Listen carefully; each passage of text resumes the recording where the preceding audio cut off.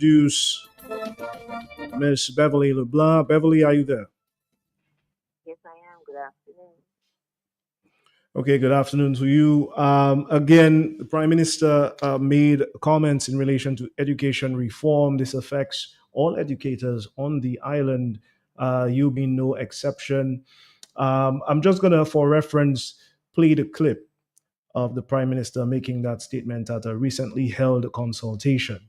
All right, so let's just listen in on that.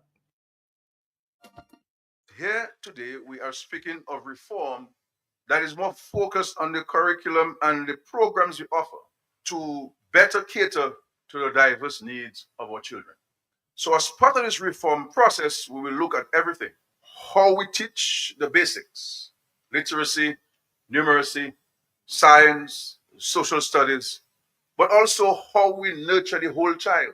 We need to build critical and analytical skills to nurture a culture and spirit of collaboration and cooperation among our children. We want our children to have opportunities in sports, in music, the arts, and the long talked about civics.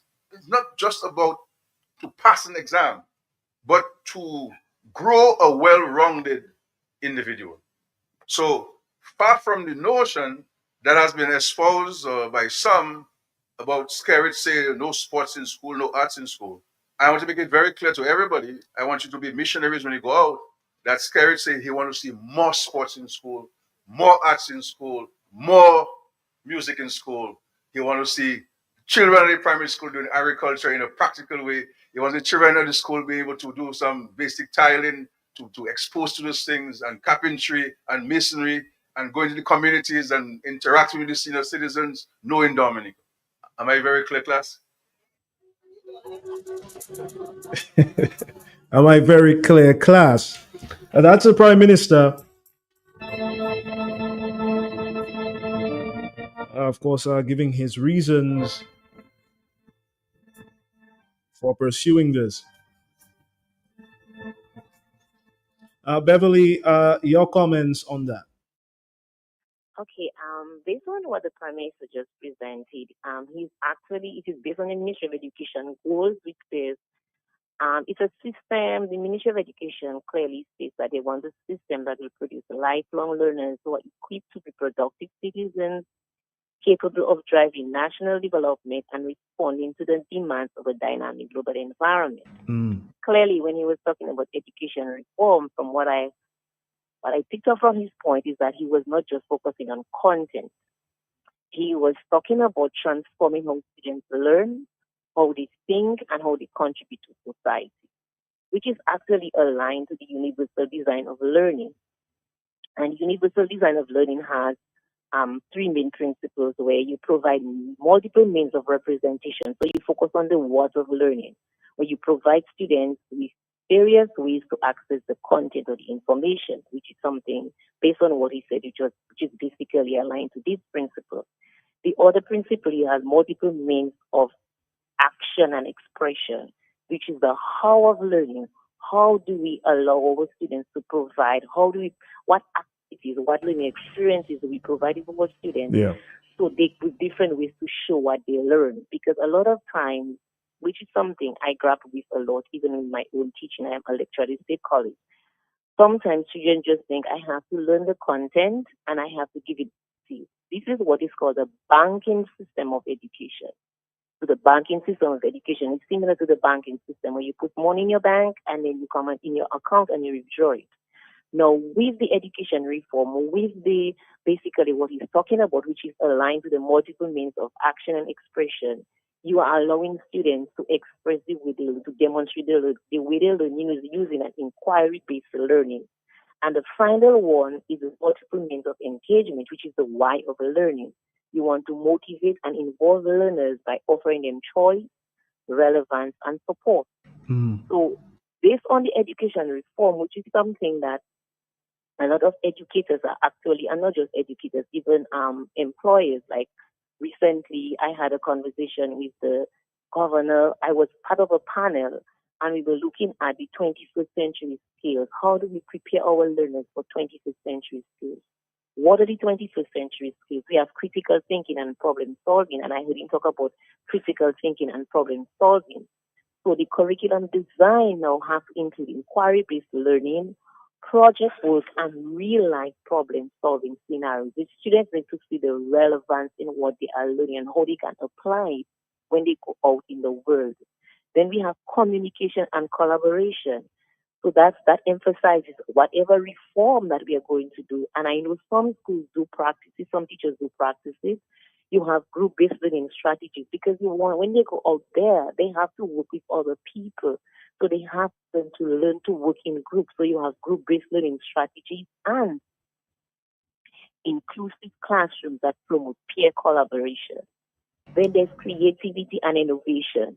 The students have to be engaged to design, to create, and present to projects, arts integration, and technology use. So if you are teaching something on the greenhouse effect or you're teaching and you don't just give them the notes and they have to give it back. You let them create something and you let them do something that they can because when they're creating, while they are doing it, they're actually applying the content. You have to be able to see how they can transfer the learning.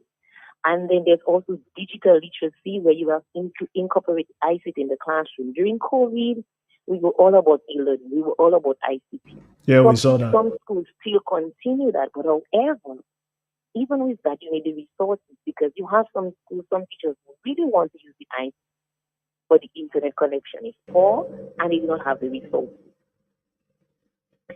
We do have teacher education program because through the Dominican Association of Teachers, the Ministry of Education, we have the IT Foundation Dominica, which has been doing a lot of training for teachers. I have been a beneficiary of that, and I always tell people if someone had told me that I would like teaching online years ago, I would say no.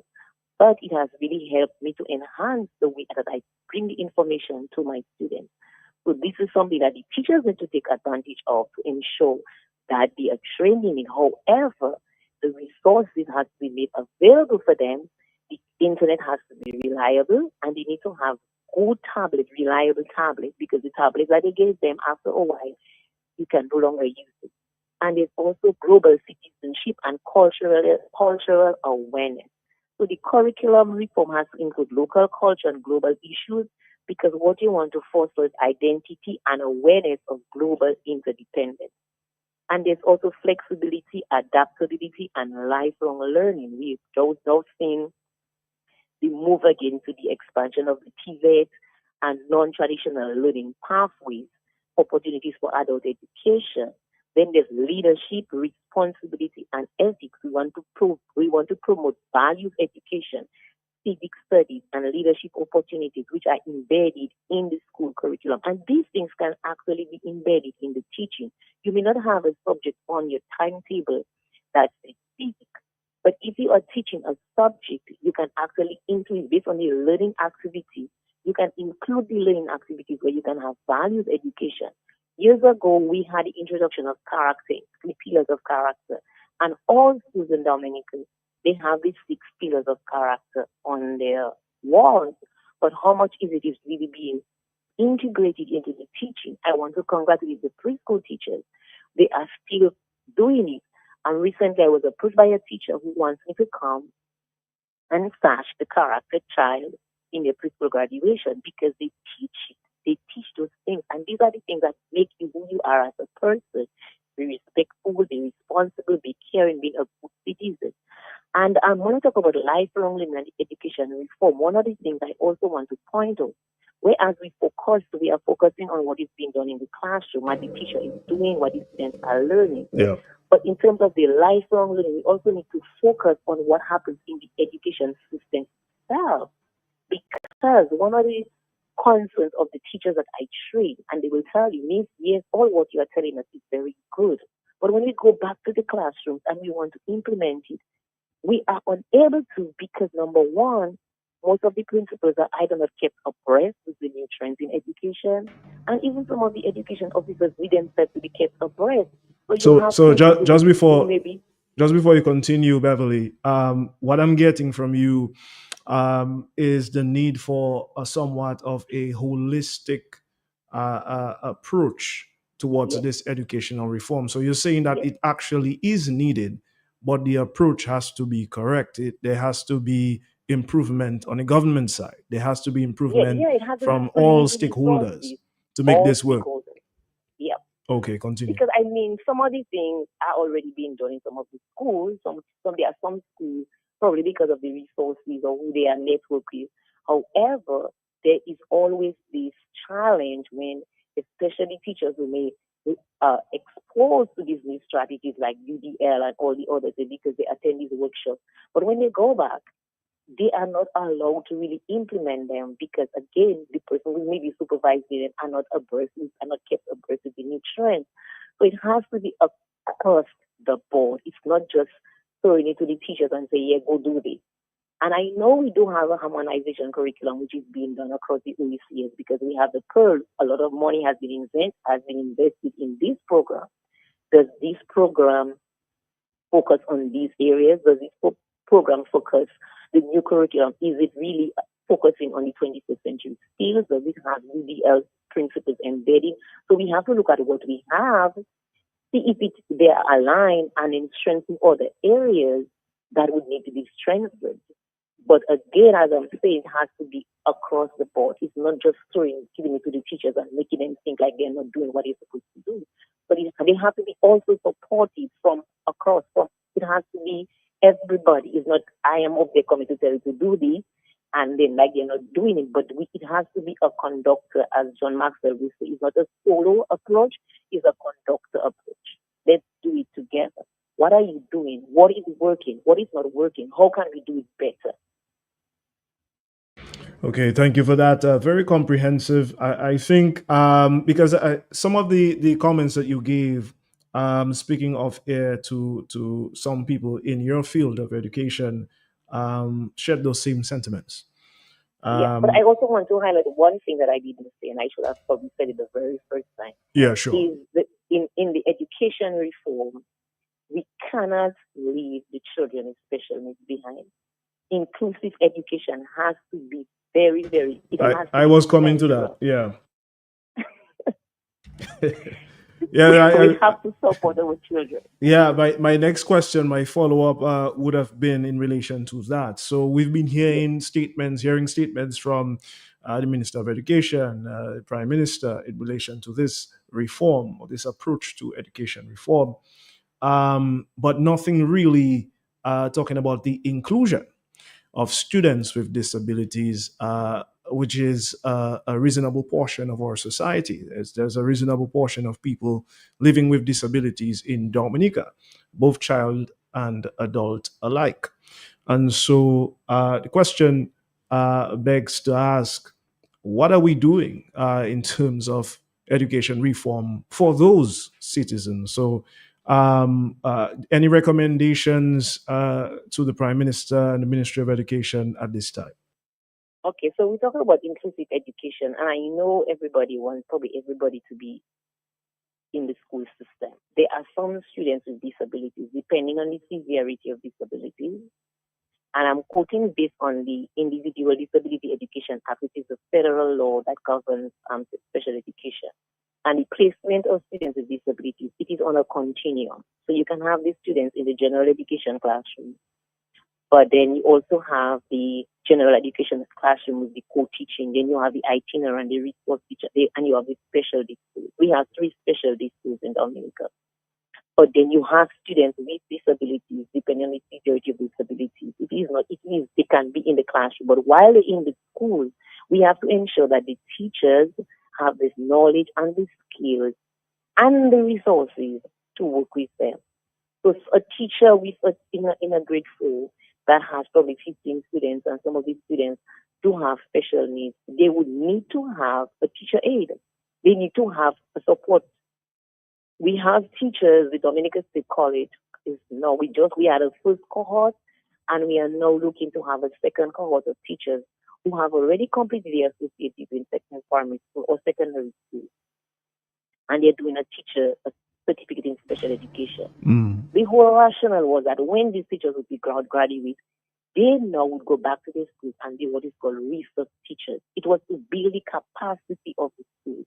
So these teachers will become resource teachers using the knowledge and the skills that they have gained in special education to work with their schools, to work with the students. The students would be in the classroom, but they would need certain support in certain areas that they could go to these teachers. So we also have to look at how do we utilize the teachers that we have trained in the certificate in special education to work with the students.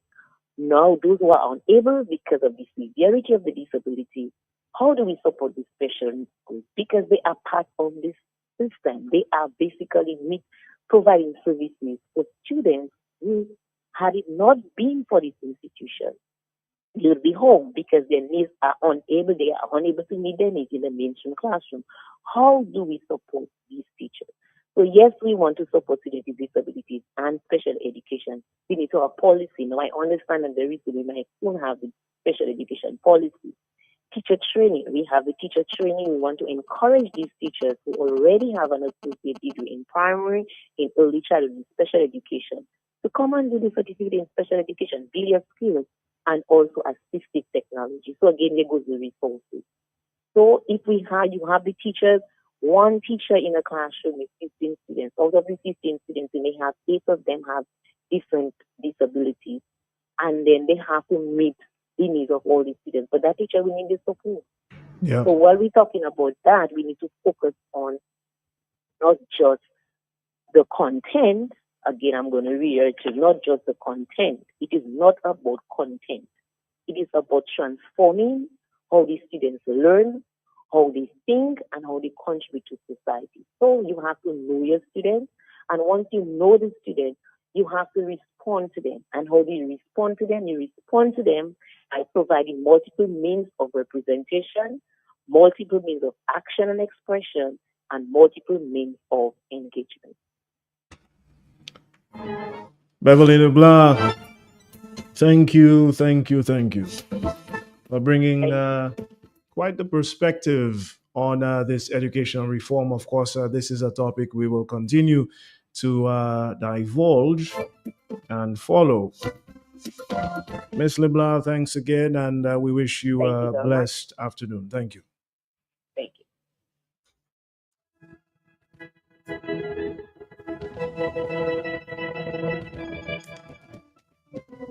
All right, Dominica. At this time, we can take one or two calls to give you the opportunity to give your views on educational reform. Make no doubt,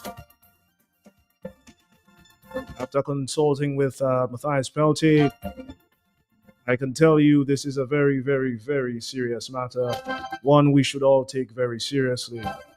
Education reform. Good afternoon, caller. You're live on Talk on the Block. Good afternoon. Good afternoon. Matter, is it Beverly Libra there? Well, she was on the line a few seconds ago. Okay. No, what I was going to try to tell her that I'm glad of what she's doing because I used to have a grandchild here with me, and like I thought it was autism or something he had because of his reaction, but he had like to draw and make different things and so on, like an artist and so on. Yeah. But when I went to All right, we seem to have had some difficulties there. Hello? Okay, we seem to have lost that caller. Caller, please call back. Sometimes these things happen. We may be getting another call. I know we lost that.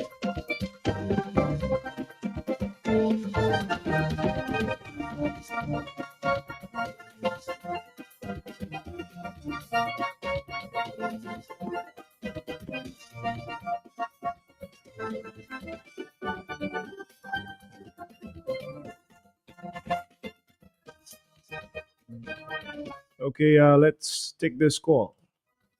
Hello, good afternoon. Yes, good afternoon. How are you, sir? Doing good, doing good. How are you? Yes, holy night. I just want to make a commentary with this education reform. Yeah. I am saying that the time they remove this JSP from the educational program, and put all children under academics, that was a mistake. Yeah. Because there will be children who are academically inclined, but there are those who are skill inclined.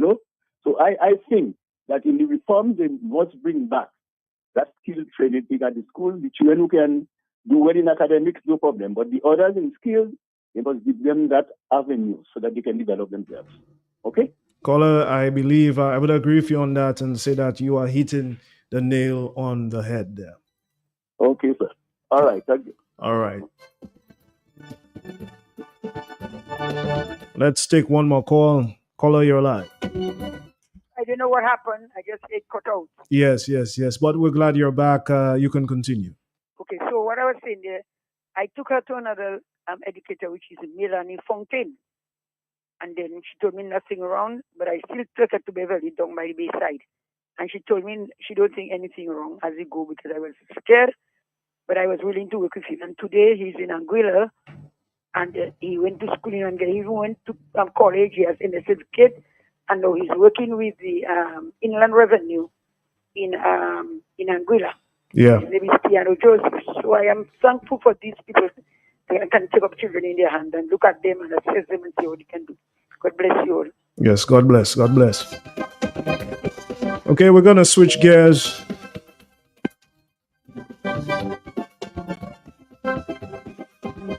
And we're going to be speaking with Ian Jackson. In recent times, Mr. Jackson publicly spoke out on some matters regarding the entertainment industry here in Dominica. And of course, the apparent neglect of authorities dealing with serious matters. We're going to spend some time speaking with Mr. Jackson on those perspectives. Of course, you will be given some time to give your 2 cents.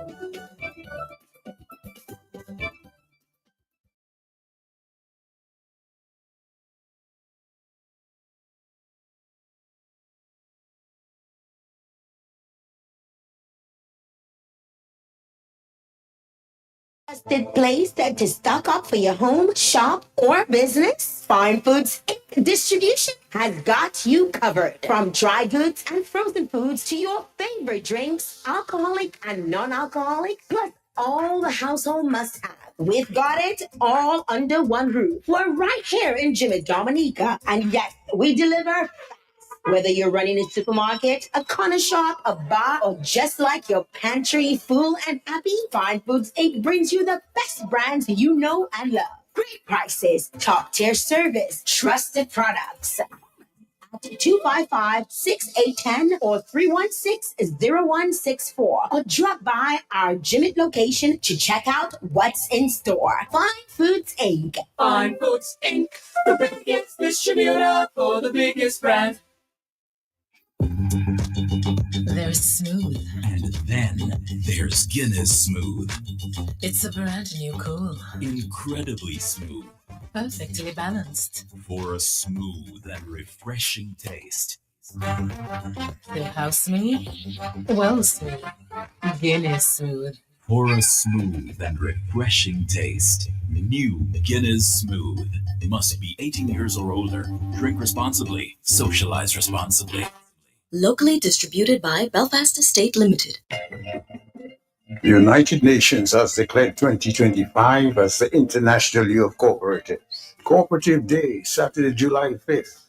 The Cooperative Movement presents the Cooperative Awards celebrations. Awards to deserving cooperative heroes past and present at the Intercontinental Hotel in Portsmouth. From 7 p.m., Cooperative Day, Saturday, July 5th. Invitations only. Cocktails, drama, music, entertainment. International singing star Michael Henderson. Joy, Calypso Monarch. Saxophonist Kimani Toussaint. Panman Pius John Baptist. The Cooperatives Awards Ceremony. Intercontinental Hotel, July 5th, 7 p.m. Celebrating volunteerism. Keeping the spirit of Kudma forever strong.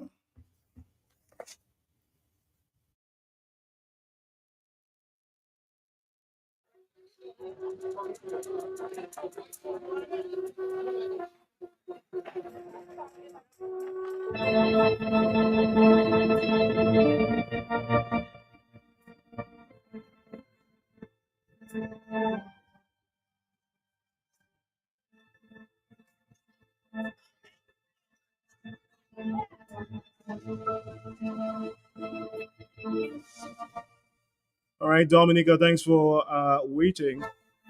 And we have our guests in studio. As you can imagine, parking in Roseau cannot be easy.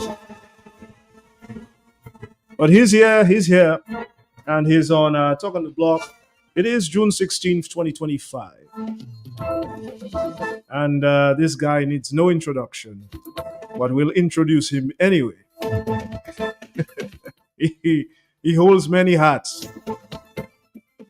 but we'll just go with writer, author, teacher. I tell you, many hats, boy. Ian Jackson. And so he's here with us. We're going to be talking about the entertainment industry, get his views on that, and of course, in terms of now what's happening or what may be happening with entertainment being used as a distraction to social issues. Very interesting perspective. Mr. Jackson, good afternoon. Yeah, good afternoon, Farrell, and welcome to. This is listening to Q95. I must say, over the past couple of days, I've been bombarded with many calls from overseas and locally about an article I wrote. Well, it also has some bearing on what we're going to discuss this afternoon. Yeah. And about the lack of facilities available, especially directed to young people in terms of sports. And various areas in terms of music and everything. And of course, I'm always happy to share my views on this program or any other program, yes. Mr. Jackson, the entertainment industry, in terms of, we'll come to Calypso in a moment, but in terms of bouillon music, we've seen somewhat of a boost into that specific genre, some would say. But in terms of the professional setting, do you think the young artists coming up now, do you think they're going the right way in terms of representing that genre and by extension, representing the country? Because you would agree, as a professional, when you go out there on tour, you're not just representing your brand. Right. You know, albeit you're an ambassador for Dominica. Country, yes. You know, it's like a sports athlete, you know. So, your views specifically on the industry? Well, some people question as to whether we do have an industry because there are so many components to an industry. But albeit stated that way, the industry, I must say, Dominica is a country with a lot of talent. I mean, for a small country of some 60-something thousand people, I think at present, who are living in-house on island, we have, we never stop having talent in Dominica. From the time I was a young boy, you know, to this present time, wonderful talent, and you can see what's happening. I just think our talent needs to be harnessed and directed in the proper way so that it represents what we want to happen. Now, one of the things that happens now, I always like to give it a spiritual outlook because as a Christian myself, a follower of Christ, I always like to look at things at a philosophical point of view.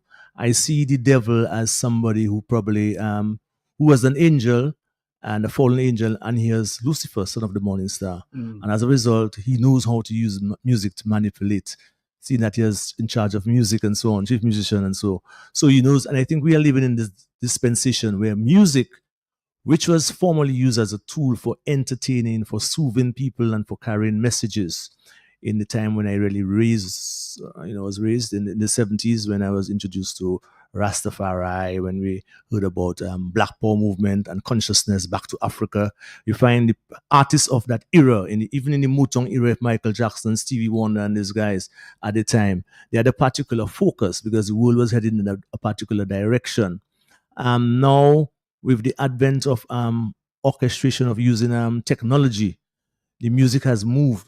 So in other words, before time in the 70s, it took a talented individual. Most people who produce music had some level of great talent. Today, to produce music, you don't have to have talent. And that's a big difference. Okay? So basically, you just have to be able to get the proper hook line and relate to a large sector of society who really don't care about the finesse and the things that matter about music in terms of being able to hold a key, be able to play your chords properly, play it right, and so on. Once you can get that drum machine to click, and once you can get a bass to play a boom, boom, boom, boom, basically, and have people jump in, you can have a hit, you know, even though you're not necessarily a talented individual, you know. And so That is the difference between music of before and music now. And then the direction in terms of our lyrical content now has changed, in terms of what we want to say, the messages that we want to bring forward. I mean, in Mali's time, for instance, we're looking at Caribbean music, for instance, reggae, or even Exile One and, Gramax and so on. And that era, they were talking messages, Coco Sec and so forth, and Chubby, the carrying messages. Yeah. And philosophies were carried through their music. Today, simplify, bells come home and so on, Right. So, but today now, we think that young people are more attuned to women's autonomy, their posterior, the various features and so forth. Because the world has become slack. The world has basically become slack. And as a result, you don't have to be a musician today to play music. In my time growing up, you had to be a musician to play music. Yeah. So right now, if you go in a studio and you sing a song and you cannot hit a note, there's no problem. Yeah. Somebody will find some way to tweak your voice and give it like an auto-tune and get it to reach the note you want it to reach just for the studio. Yeah. You really can't perform it outside because you really can't meet the note, and you don't sound that good outside. But the bands before could replicate and sound exactly. I mean, when you listen to bands like Bells Combo and Groovers, these guys just replicate their music exactly what you hear in the studio is what you get out. But right now, one man can make an album, and he might not be very good at every instrument. He might be partially good at one, and he can manipulate the drum machine and the different sequencing and the different gadgets they have on those machines. And they can create a sound and create music. So I'm saying today, you don't have to be a musician to play music. Unlike before, you had to be a musician to play music. And that, in effect, cheapens the type of music that we have today, because it's almost like wash your foot and come. You have a little problem or little issue, you want to highlight something, you get a hook line, you know what I mean? Q95, and that can be a hit. And this could not happen 20, 25 years ago, 30 years ago. So that's basically standards. And, we can further discuss, and that's all has to do with education.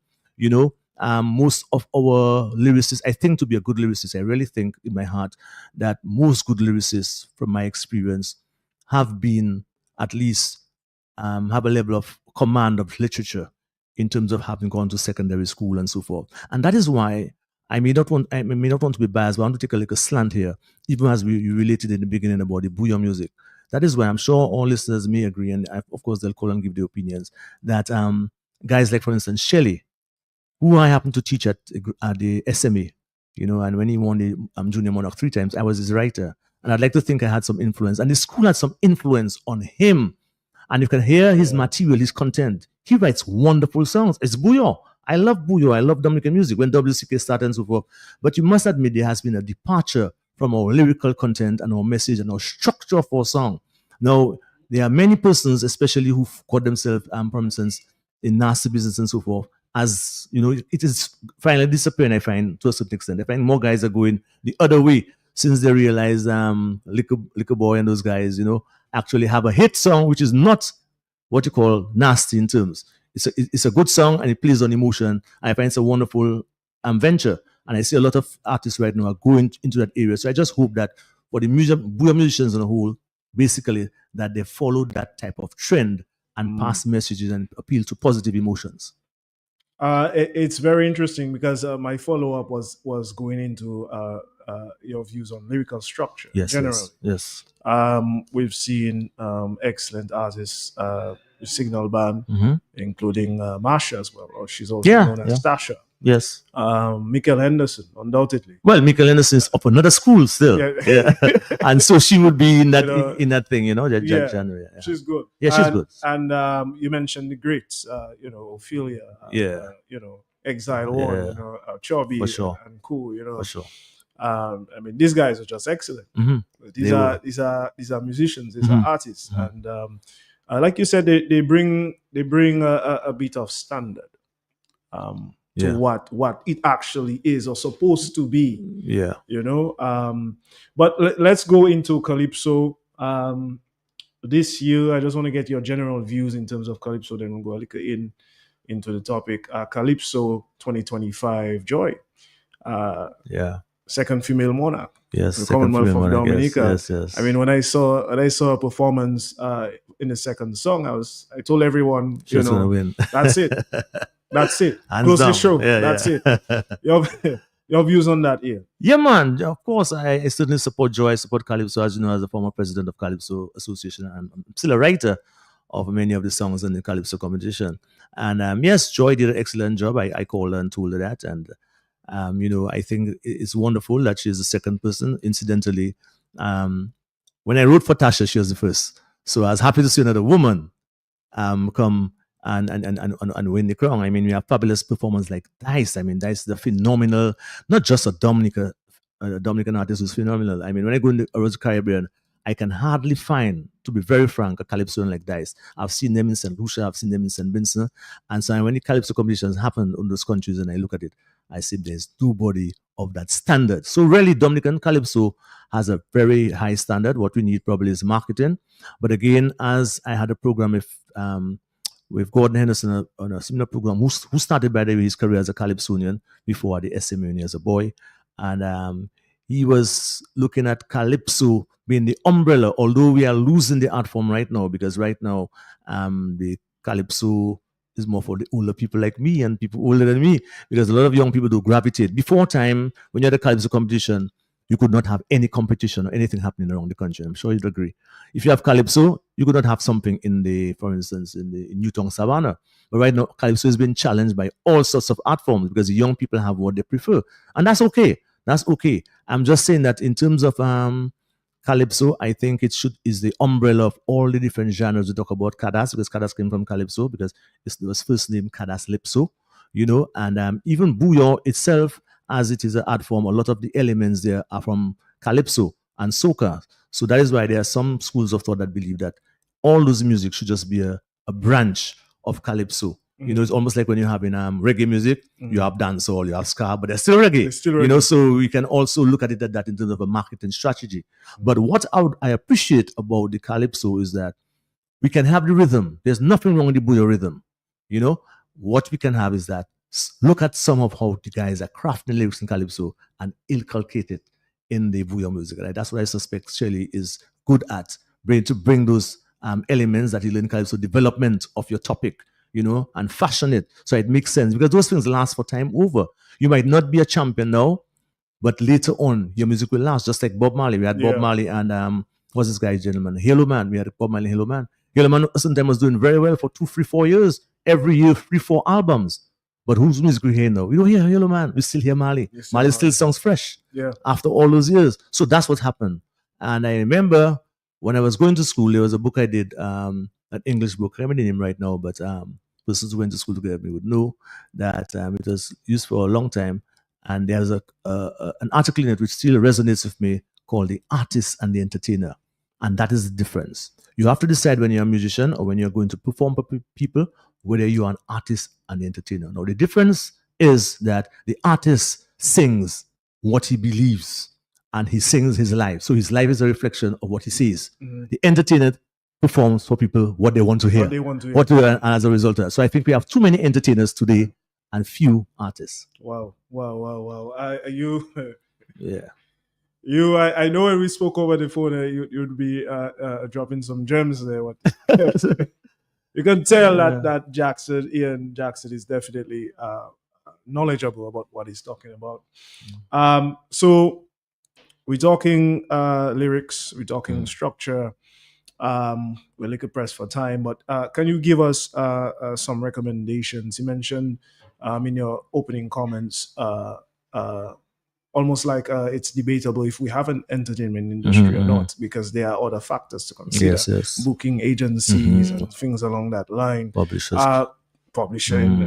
Do you see Dominica reaching that level? Sure. The first thing we have to do, the onus is left on us as artists, because I myself, I'm an artist, because I am asked to write, I perform stuff, I do stuff with my daughter and many people. But I think in the first place, the onus is left on us as artists. One, we don't have an artistic structure. For instance, right now, as many as the artists, we play on the Bayfront. 10, 12 years ago, as persons listening might know, I was part of the Space 5 Steel Band with the two distinguished John Baptist brothers, that is Nai's father and his uncle, Nai's privilege for WCK. I played with them pan, and we played at the Bayfront. We were getting like $600 for a gig for 4 hours, from around 8 to 12 or 8 to 1 for a tourist. Right now, you wouldn't believe it. It's $300. You know? So no, but there are persons who will take it and accept it as that, because why? They say half a loaf is better than none. And it even goes to the extent where they say quarter of a loaf is better than none. But because is that the proper approach to music? Isn't that that's what I'm saying. Selling out. That's what I'm saying. So that's why I say start first. So if we had formed an association of musicians who formed in Dominica, I know we have AMP, but AMP is more for royalties and copyrights and so on. But in terms of to represent musicians, they would know that when you hire one band is $600, all other bands is $600. Unless you're looking for tiers of band, like one band at a certain level, one band at another level, and that would be established. Okay. So it will be known. But those, no man, I can do it for $100 for you, man. And the other band saying that. You are because causing I've more seen confusion. that. Yes, it happens all the time. It's almost like the bus drivers in the tourism industry. They do things like that. We should not try and undercut each other. So I'm saying that we are our own worst enemy. If we cannot get to do something, and for instance, a political organization, no matter what political organization, can use us when we believe it's necessary. You don't provide the facilities for us to play, and so on. The hotels don't really make it a point of duty to hire bands. Everybody plays hi-fi. Even just 10, 15 years ago, I got quite a number of gigs. And if you ask any other musician today, young musician, they'll tell you they got more gigs 15, 20 years ago than what they're getting now. You know what I mean? The hotels are not really, basically, our hotels are closing down. There are not people inside the hotels and so on. And as a result of that, the proper platform is not laid for young musicians to be involved. So what you find that at the end of the day now, a political party may see it as a good opportunity to know that their election or some event is coming to get them to rally, to bring people around. Because let's face it, without music, you cannot really rally people around, because music is a very powerful tool. And people know how to use musicians for their own ends. But at the time when musicians want assistance, they don't get that kind of assistance. Secondly, you mentioned, I think musicians should understand artists and understand artistry and so on. There's, I think, Shelley and a couple of guys had a workshop, which I think was very good, as two young men. They tried to have a workshop in terms of songwriting, and I think that is commendable. You know, in Trilogy, yes, that is very commendable. I did it myself prior to them in the Calypso House, and very few persons turned out, because the young people are not concerned about the lyrical content. They're concerned about a beat and being popular. Okay, but there's more to it than that. Being popular can only make you be popular, say, in Dominica. So people come to a $5 jam, a $10 jam. That can make you move from the next level. Correct. When you reach the age of 40, 50, you realize you go back and say, but I was so popular, but what do I have? Can I have my house? Can I have this and so forth? Yeah. No, that is where you set the foundation now. So that tomorrow, some big company or some can see you as somebody that, well, this guy has something about this lyrical content, and you can put him on a label. Yeah. You know what I mean? And you need so many hits right now. You need thousands of hits, you know, to make $1 on one of Spotify or so on. So when first say about, boy, I get 5,000 hits. 5,000 hits is 2 cents. 2 cents. You know what I'm saying? So it doesn't really make sense. So if you don't know, you don't know. You know, so those little things we need to put in place, and then we can approach the governing people, the body, Ministry of Sports, Ministry of Culture, and so on, and say, look, this is what we have in association, and we want to do X, Y, and Z. I remember the great Jeff Joe, before he died, he tried to form an association, and never really have associations of musicians, you know, where they can come together and make representation. And we have a big problem in Dominica and the Caribbean, maybe even more so Dominica, where we have difficulty in coming together as a people to deal with our own particular situations. Now let's go into that before you leave. Mm-hmm. In relation to the issues currently in our society, there's issues everywhere. Yeah. Mm-hmm. I mean, just look at Israel and Gaza, Yeah, right? yeah. But in the normal sense of things, you mentioned musicians and artists being used by certain elements of society. Yes. Is that happening in Dominica as it relates to social issues? Is music the new drug to blind you from reality? It is. We have developed, there's no doubt about it, we have developed a zero culture. If you want to have anything in Dominica, basically, you invite musicians, and so the things that are of more importance. So you have a little conference for music at UE, and you ask tonight for musicians to turn up at UE. You're going to discuss something about copyrights. Michael Henderson tried it. You know, a few musicians come. Yeah, a few musicians turn up. You know, you have a jam by the bayfront. It's a different thing. So really, we have developed a CU culture, and that is really not paying very good dividends for us, because basically our mind is warped, I was at the youth, talking about you, I was at youth center the other day, and a gentleman parked his bus, and the type of profanity that's coming from his bus. And there was a little child of around 4 years old, and she was really stroking the dog. I could tell you. Wow. So I go in across to the guy. I see my brother, and he's at UWI, you know. I see my brother. I mean, come on, man. You're at UWI there, and look at this little girl. Well, you know how it is. There's no special thing that the young people use nowadays. The amount of mother P, he told me. For about, that, for that. My hypocrisy. Wow. About my mother P. And the mother of the child was there backing him up. Yes, was back in self saying, oh, yeah, man, John or Peter, whatever, totally music or whatever. But she was happy for the idea. So we have developing a serious problem. So in the next 10 to 20 years, when this young lady reaches 18 and this mother is around 40 something years, morality it's already already it is really down the drain. So we don't have to. I find we're watching that as a very superficial thing, but it's deep. Wow. And that is why, even as a school teacher right now, I'm out of the system right now, but really I tried my best during my time to educate young people on that. Sometimes I go to my class and I don't even speak about it. So I mean, the holiday happens and some music is playing and so forth, and they can't tell me, so hear that song or whatever. I tell them, okay, let's break down this song about this song here and so forth. And so I might get a different opinion because I use my teaching skills in the classroom, not just for things that we do, but also to educate our young people about certain matters. So I think that's very important. So what we set here will suffer from those situations tomorrow if we don't change our whole attitude and our approach to music and the things that we hear, because we are what we listen to, basically. And if we don't make a change now to that, that's why I'm very concerned about what we listen to and what we consume. It will have a serious effect on us tomorrow, because music is powerful. When you have, let's say, serenade playing or whatever in a carnival band and a fight bursts out, what they do, they go to a little reggae, they tune down the music. They influence your behavior. And it works. You go out, if you know, let's sing Abide With Me, they'll sing Abide With Me, and everybody jumping up. No, it's Abide. There's something solemn about it, So music can actually influence person's behavior, and people know that. And if we don't take stock now with what we absorb and what we listen to, and I want to say that we must give credence. For instance, there's some things we can do, before I leave your program, there's some things we can do. As a member of National Cultural Council for some 10 years, and I saw one of the things that we could do, which I explained, is that a band coming out, for instance, for an album, we can tell every musician who's coming to an album, Triple K, Serenade, whatever group is coming out with an album. See, every album we come out with, we would like you to present 2 songs of a positive nature.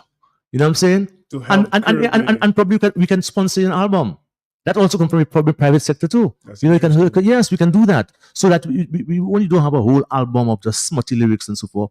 We can have an album with 2 or 3 songs at least, lend to some, upliftment of young people and so on. So all those things are very, very important. So of course the private sector have to come on board, but we have to set the standards. You know what I mean? We had Mr. Ridge, who was very popular, and I found, like you just mentioned, Michael Henderson. I don't think that Michael Henderson, for instance, was approached by any government minister to, do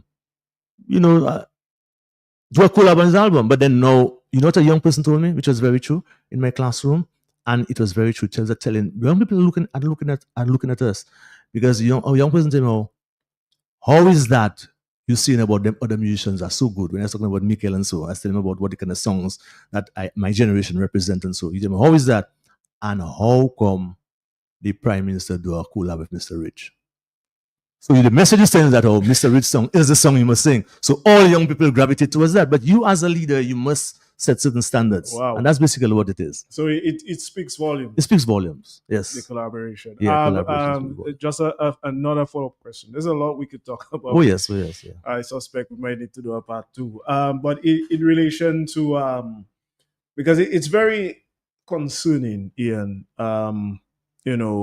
children being exposed to certain things before they can, cognitively understand what that thing is, whatever they're hearing. Yes. That creates an impact on the child, a negative impact. If it's something that is, borderlining negativity, especially things like, smutty lyrics, as you call it, or obscene visuals. Yeah. Is there need for some policy established for that in Dominica? In public places, for instance, I mean, I mean, I go to a church and so on, and you almost swear that when bus drivers are approaching those churches, they put on their music.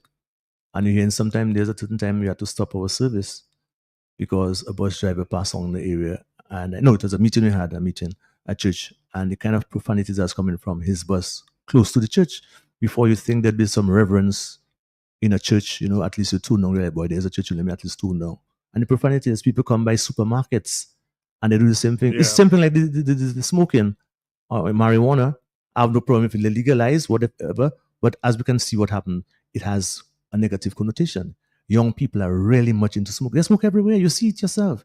I mean, there's supermarket. The other day I was at the supermarket and a young guy just came in with a spliff. And nobody can tell him anything because you're supposed to have a certain legal amount and you can have a certain legal amount and so on. And it has not made the society move forward. And so these things are very, very important. We need to take stock about those things. And there should have implications. If you're playing in the privacy of your stuff, if a bus, softly, you're doing that. But as a passenger bus, for instance, there are various people you pick up, and some people will come in your bus and some people will not come in your bus because of the music you're playing. Now, that shouldn't be a reason for somebody to come on your bus because of the music you're playing. You know what I'm saying? There's So a certain level of prudence. should of course be used as a Certain bus level driver. of wisdom. Yes, but right intelligence. now we are all out, and basically, if policies are not put in place for those things, very soon, it's not just a matter of stopping and keep clear. You should keep clear of the music also. Yeah. The music you play. You don't just give tickets for free. You give I like tickets that. for those things also. Yeah. In a positive society, but it is what it is. Ian, brother, I suspect that part 2 might be forthcoming. Yeah, man. Well, I'm always willing to avail myself. I just want to say that in Dominica that please, folks, we must not be afraid to express ourselves. We're not saying anything out of the way.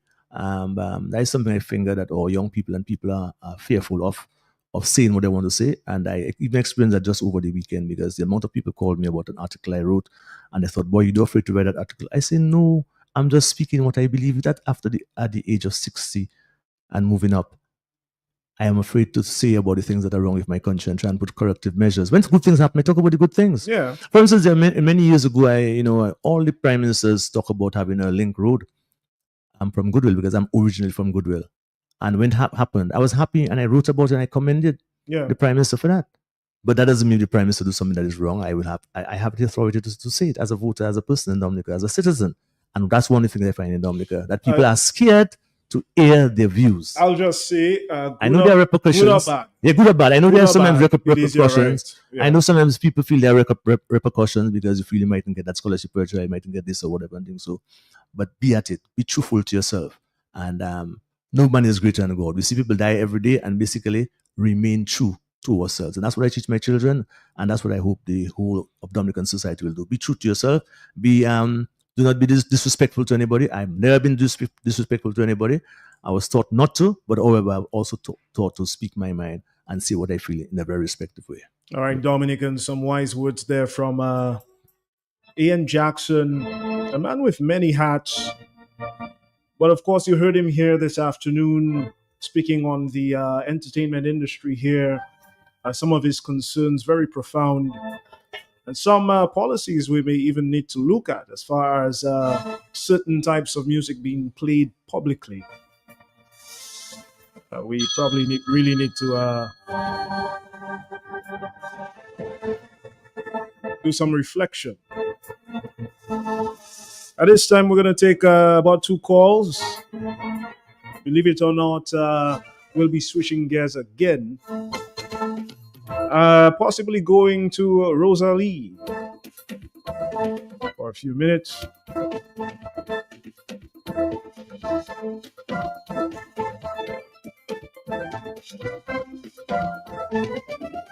Okay, so we're going to take 2 calls. Hello, caller, you're live. Okay, we lost that caller. Try again.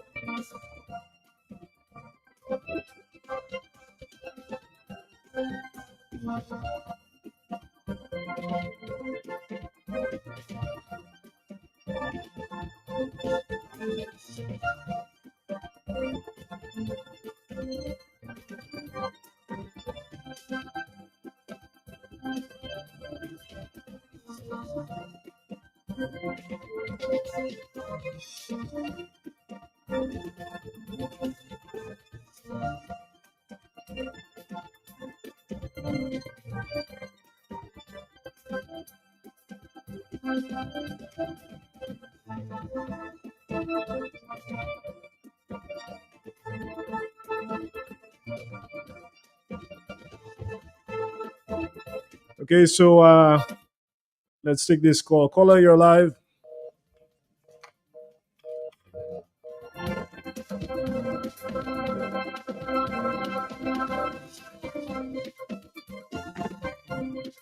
Caller, you're live. Good afternoon. Good afternoon. That's Pamela. Hi, Pamela. How are you? Friend, thank you. I am glad of what you're saying, and I'm glad of what you're doing.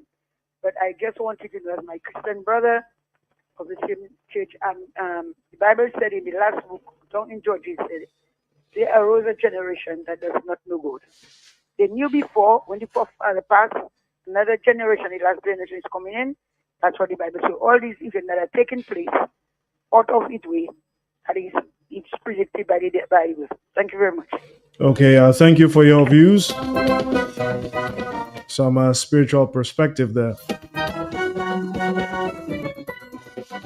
Good afternoon, caller. You're live. Yeah, good afternoon. I want to congratulate Mr. Jackson for such conscious vibes on that program this afternoon. Mm. And, I just want to bring to his attention many parts of the Caribbean, the Bouillon music has been taking over. And some people in certain countries where they don't speak English and they might not even understand the lyrical context in the songs, but they will follow it because of the people attracting people to take part in it. And young children, 3 years already, making all the type of moves that the other grown-ups just make when there is a musical performance in terms of Bouillon music. Mm. But what I suspect is people in general, and especially the generation that we are having now, the young people we are having now, it's and culture. But if you look at when Bob Marley, Peter Tosh, and the reggae started to take over in terms of conscious lyrics, we were also sensitized in the whole world, Chinese, white, everybody was craving towards the Bob Marley's message and Peter Tosh and all of them. But today, as long as something is too conscious, does not attract the attention of the young people. It has to be something that is really radical, something that represents darkness, something that represents things that are not normal in society. And whenever you speak about it in the presence of a crowd of people, they tend to fall back on you. It's like he was saying on the bus that I took a bus from Roseau to my village, and the bus is filled, and he was playing it loud. And I said, my music is too loud, man. And some other people in the back said, if you don't hear the music, cock your ears, So what I'm saying is the mentality of the young people today. If the parents now don't take them very early from preschool to primary, I think we will be having a generation of really that we will be able to understand what type of people we are. And it's not only in Dominica, it seems to me it's in the region. And the lyrical context, more the lyrics is negative and not very good for your mind. It attracts more people to whatever's in there. I just can't understand that. And well, I think, caller, you're making some very profound points. I think, caller, that it relates to the mindset and the upbringing of the child, and therefore that child becomes the product of whatever that parent or parents are putting into that child.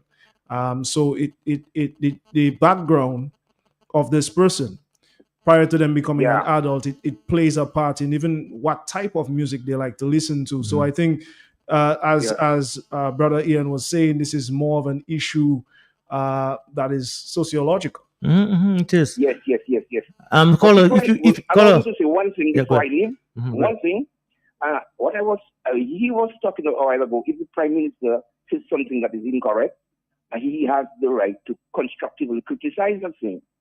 But if you do that, let us say it could be the UWP leader or whoever made an error or said something that is not really correct, and you have been a supporter of the party, come in and speak about against what he has said. It's like you are not a member of the party, you're a crook. So it cannot be rational in terms of your thoughts, the way you think, and the things that you try to project in your life, and you try to share with others. It's like as long as you say something. One time I was telling a guy about corruption is something that is very dangerous to the development of a country. The person in Russia says, if you in the kitchen, if you wouldn't eat. If you share food, if you didn't take for yourself. I said, well, no. If you are given 10 bags of rice when there's a natural disaster, and you take 5 bags for yourself, put that in your home, and you have only 2 people in your home, and that rice is going to stay until the spoil, and the general public will not have the. So this is in that context, but he mentioned the political thing, but I was not talking at a political level. I was talking about corruption in general, Yeah. So they tend to put things in a political context all the time, and we are all divided, and I don't know where we will go if all that type of attitude is not beneficial towards our future generation. I want to thank you all, and I'm very inspired that you listen to this program this afternoon. Thanks a lot. That allowed me to speak for such a long time. Well, you're always welcomed here on Q95 FM. Ian? Yeah, just to say that I did not mention anything political. I'm not a political person, basically on that level. I was just saying that I just gave the example of one artist. If you tend to support an artist and you're a leader of the country that everybody look to, and you tend to support that artist, the rest of the population, in terms of the youth, will recognize, okay, what Mr. doing or this gentleman is doing is the correct thing. I should get on the bandwagon. That's all I'm saying. And it happens with your children, anything. If you have some children at home and a particular child does something and reward that child, your other children will figure, well, oh, that's what I must do for mommy to reward me. And that's what happened. It's simple. That's how it is. That's how it is. So I'm just saying, and I also want to thank you for acknowledging, and probably if you missed the program early on, I said we are living in a dispensation. You cannot omit, people seem to omit the God and the devil factor. It is a fact that we are living in a dispensation where music actually motivates people to do wrong or to do right. And as I said, the devil was a musician. If you read your Bible, the devil was a musician in heaven, and he is cast down. So he now knows, I really believe we are living in the last days, he now knows how to use music to manipulate the world for bad. We'll take one more call. I see the call is lighting up here. Caller, you're live. Richie, is that you, Farrell? Yes, that's Blessings, the one and only. Blessings. What's up, bro? Doing good. Happy to have you. Blessings to you and your family. Jacko, this is Cicero. Yeah, man. I know. All right, blessings. What's up, bro? What's up? Cool. Blessings. Thank you for your contribution to humanity and country. Yeah, thank you. I just want to not necessarily say too much, but it's a lot to be said. Years ago, I can never forget when my mother was telling me, oh, I look miserable because I don't eat meat, I don't eat egg, I don't drink milk, and I need Centrum Silver. But there is one for women and there is one for men, a supplement. So I felt a little suspicious because if I'm diabetic and there is a type of insulin I am taking, and then the doctor would say there is one for women and one for men, they are, how they call it, synthetically creating like estrogen or the other one, testosterone. So then you will have something for women that is laced with estrogen, and something for men that is laced with testosterone. What is happening in the world is not a coincidence. This is organized chaos. This is predictive programming.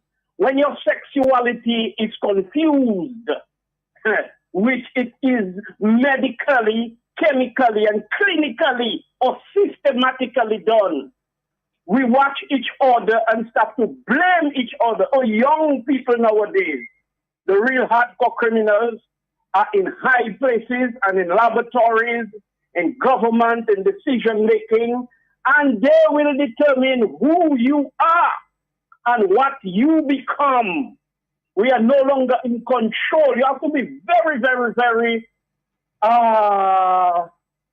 technical and cautious to not get caught absolutely in the snares or in the traps these people are setting. So all the madness you're seeing, there's a level of aggression that is frightening.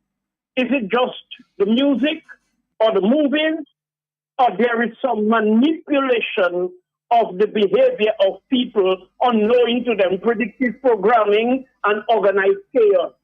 I could say a lot, but I'm going to just abbreviate my contribution. Excuse those young people. When you were growing up, you and I, we get a little tetanus injection on our shoulder.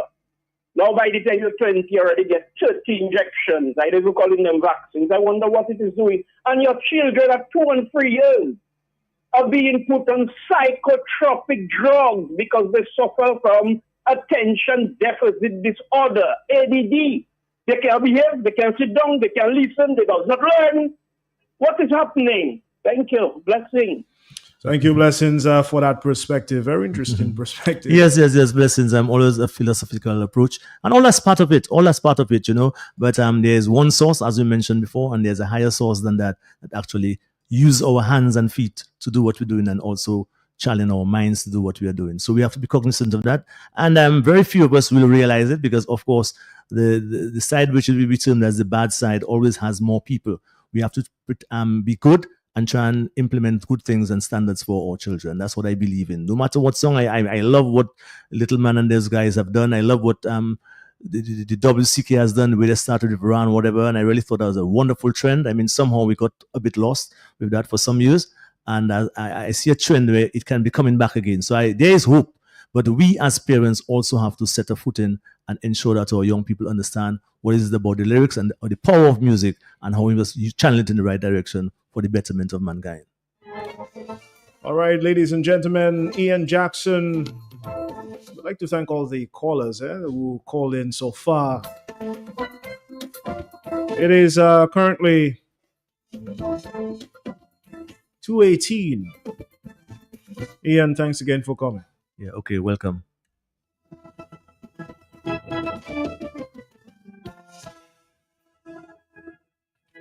All right, we're going to shift gears a bit. And hopefully we'll be talking to one of the organizers at yesterday's book launch. For those of you who do not know, there was a major book launching at Rosalie Bay Resort. We're going to get some information on that.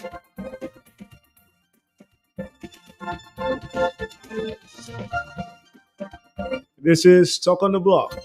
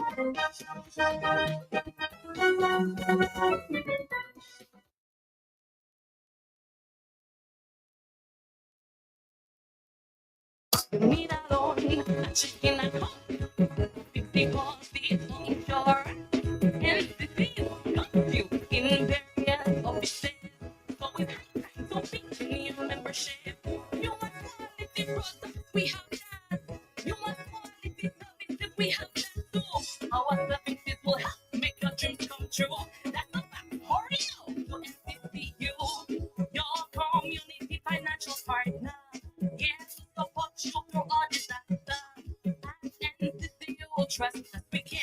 The kind of loyalty you cannot find anywhere. National Cooperative Credit Union, education, training, and information. Self-help, responsibility, democracy, equality, solidarity. And with you, we have so hard for our members. So become a member today in one of our local offices to help us make your dreams come true. 255-2126.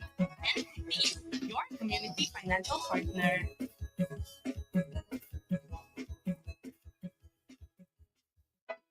Beat the heat with our coolest deal yet. It's summer sale at Freestech and Electric. Ready to chill out this summer? We've got you covered.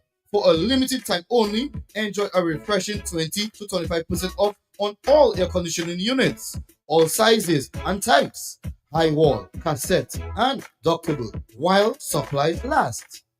Don't sweat through another scorching day. Upgrade your comfort and save big. Visit us today at Freestech and Electric in Castle Comfort or call 1767-440-6717 and feel the difference. But hurry, once they're gone, they're gone. That's how you go in. I'm gonna buy Castle Comfort there by Freestech and Electric. I'm gonna get the AC boy. They are sale. Let's go check that boy. You know what?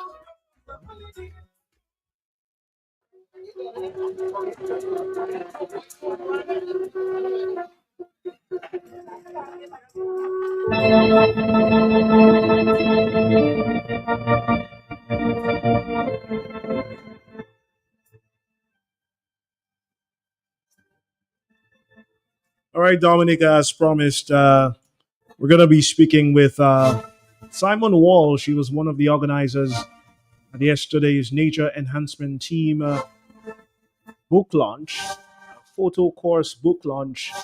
It was held on Father's Day. And Simon, are you there with us? I'm there with you. Okay, Simon, you're live right now. We just wanted to get somewhat of a feedback of yesterday's major event at Rosalie, the Eco Photo Course book launch. What can you tell us? Yeah, well, the first thing I can tell you is I'm not Simon Walsh. I'm Simon George. Apologies, Simon George, yes. Yeah. Okay, well, we have two very important gentlemen here with us, photo educators, Mr. Randy Kerr and Doug Barks. Now, what they're really engaged in preparing a product that is really good, it seems to be more for the U.S. market. The book itself is designed to be a tool for photographers. So it produces a lot of lessons in terms of how to interface with light. But more than that, it provides information about interacting with your subject and yourself as a photographer and how to interact with people. Wow. But so the whole, as a storyteller, so the objective really is to design that product so they can go back in the States and it's tailored for the U.S. market, in that to get photographers to identify and recognize Dominica as an ideal destination for nature photography. So it teaches them how to interface with nature, to be one with nature as a photographer, and how to interact with people who are engaged in preserving nature. So in a sense, it's really, everything is really designed to promote Dominica and the people of Dominica in terms of the efforts we do in preserving our biodiversity, our ecosystem, our nature. Fantastic, Mr. George. I was also informed that this Peace Park Eco Photo launch or photo book launch, it's co-done or written by renowned photographer and lifelong learner Randy Kerr as well, and you as the net director, Simon George. Yeah, Randy has been with us for the past 14 years. So he has documented, a bunch of materials and promoting Dominica's natural richness and so on. In fact, his work has earned him prestigious awards, including something I think award for a shortlist on photographers promoting responsible tourism in some nature photography event in London. I think that was in 2012. So, yeah, he's been with us for all those years, and the whole effort is designed, like I said, to promote Dominica, but also to generate support, financial and otherwise, to help us become sustainable in our situational conservation endeavors. Okay, so Mr. George, let me just ask before you leave. This book, the photo course book, is it available for purchase? When and where can persons get that? You can get that from the Rosalie Bay Resort. Randy is working on our behalf to generate funds for us, but he's doing so in partnership with the Rosalie Bay Resort. So he's got a memorandum of understanding. They're hosting him. He's been there for the entire month, and the dog is there. So the book is available from the Rosalie Bay Resort. I'm not sure about the price of the book, but yeah, that's available there at Rosalie Bay. You can get a copy. I would encourage anybody who's interested in photography. It's designed not just for professional photographers, but anybody using a smartphone or telephone to take photographs will be amazed at how much information and knowledge that is in this book.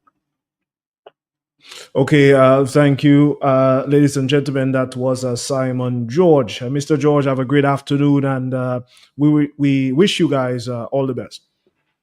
Thank you very much. Always a pleasure. Take care, brother. And all the best for you guys. Take care. Bye-bye. Thanks again. All right, that was Simon George.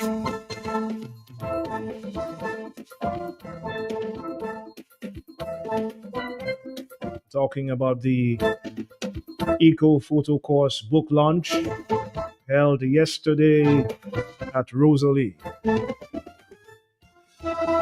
Of course, you heard the man. You can get a copy of that book at the Rosalie Bay Resort. So make sure you do that this summer.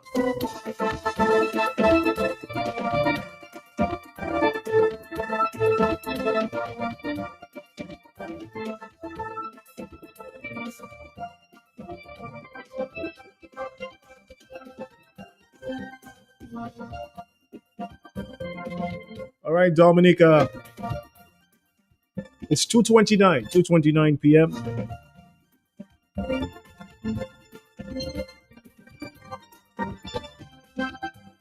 And we're winding down. But at this time, I'd like to engage in a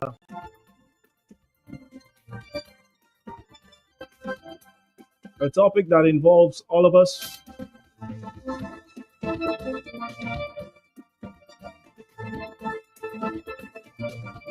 We can touch on electoral reform.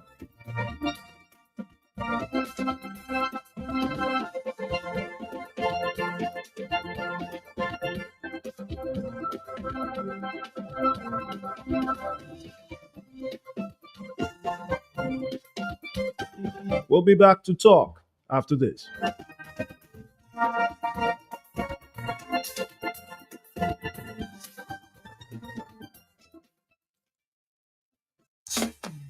Dominicans, enjoy your property, protect your property. You homeowner and businessman, protect your property, enjoy your property. Can't wait for the hurricane, can't wait till your flood out, till your roof fly out, all your business coming out. Remember, no insurance company will insure your property when a storm is approaching. Get ahead of the hurricane season and insure with a company who gives you the assurance of payment for your valid claim. Come speak with us today at the New India Assurance Company Limited, upstairs AC Shillingford and Company Limited, 24 King George Street, Roseau. Bring along an up-to-date valuation from a qualified engineer and get insured today. www.findmothers.com. No standing in line, no wasting your time. Findmothers.com. Just order online, everything will be fine. Findmothers.com. As soon as you click, you'll be getting it quick. Findmothers.com. It's like having the entire store at your fingertips. www.findmothers.com. All you, I just meet Goldwyn in Roseau again. Same place outside Flossie's. I tried to dock in, but you had time see me. Where? Story start again. Million, lot of my father with us, huh? Salka fella, I said the same thing you doing, shopping at Flossie's, and you don't have to tell me the same thing you tell me last time because I busy. It's to hear him way. You reckon? About my pocket, boy. I won't tell you that I save money in food and drinks when I buy quantity. I save more. Oh, shucks, man. Well, when you're still telling me, I know already. To pack a spet him, why? Would it get him up here to Palais? I will tell all my friends from London, US and Dominica to come to Flossie's, right next to the Rosa Market. Open Sunday to Saturday. Flossie's can't do it to you.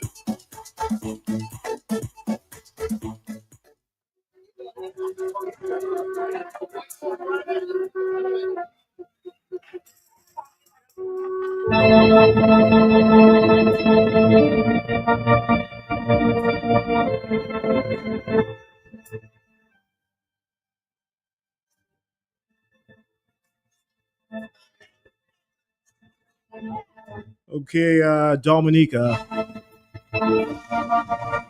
we're going to talk about a very relevant issue.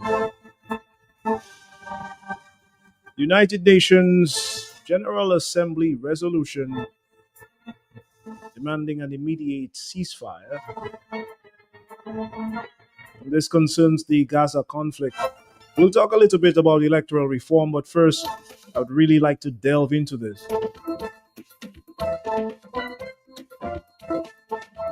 As this was recently done, and Dominica chose not to vote on this important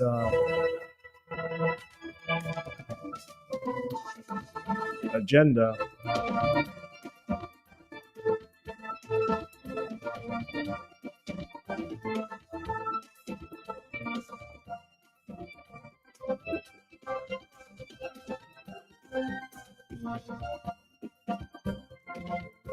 Speaking with me this afternoon is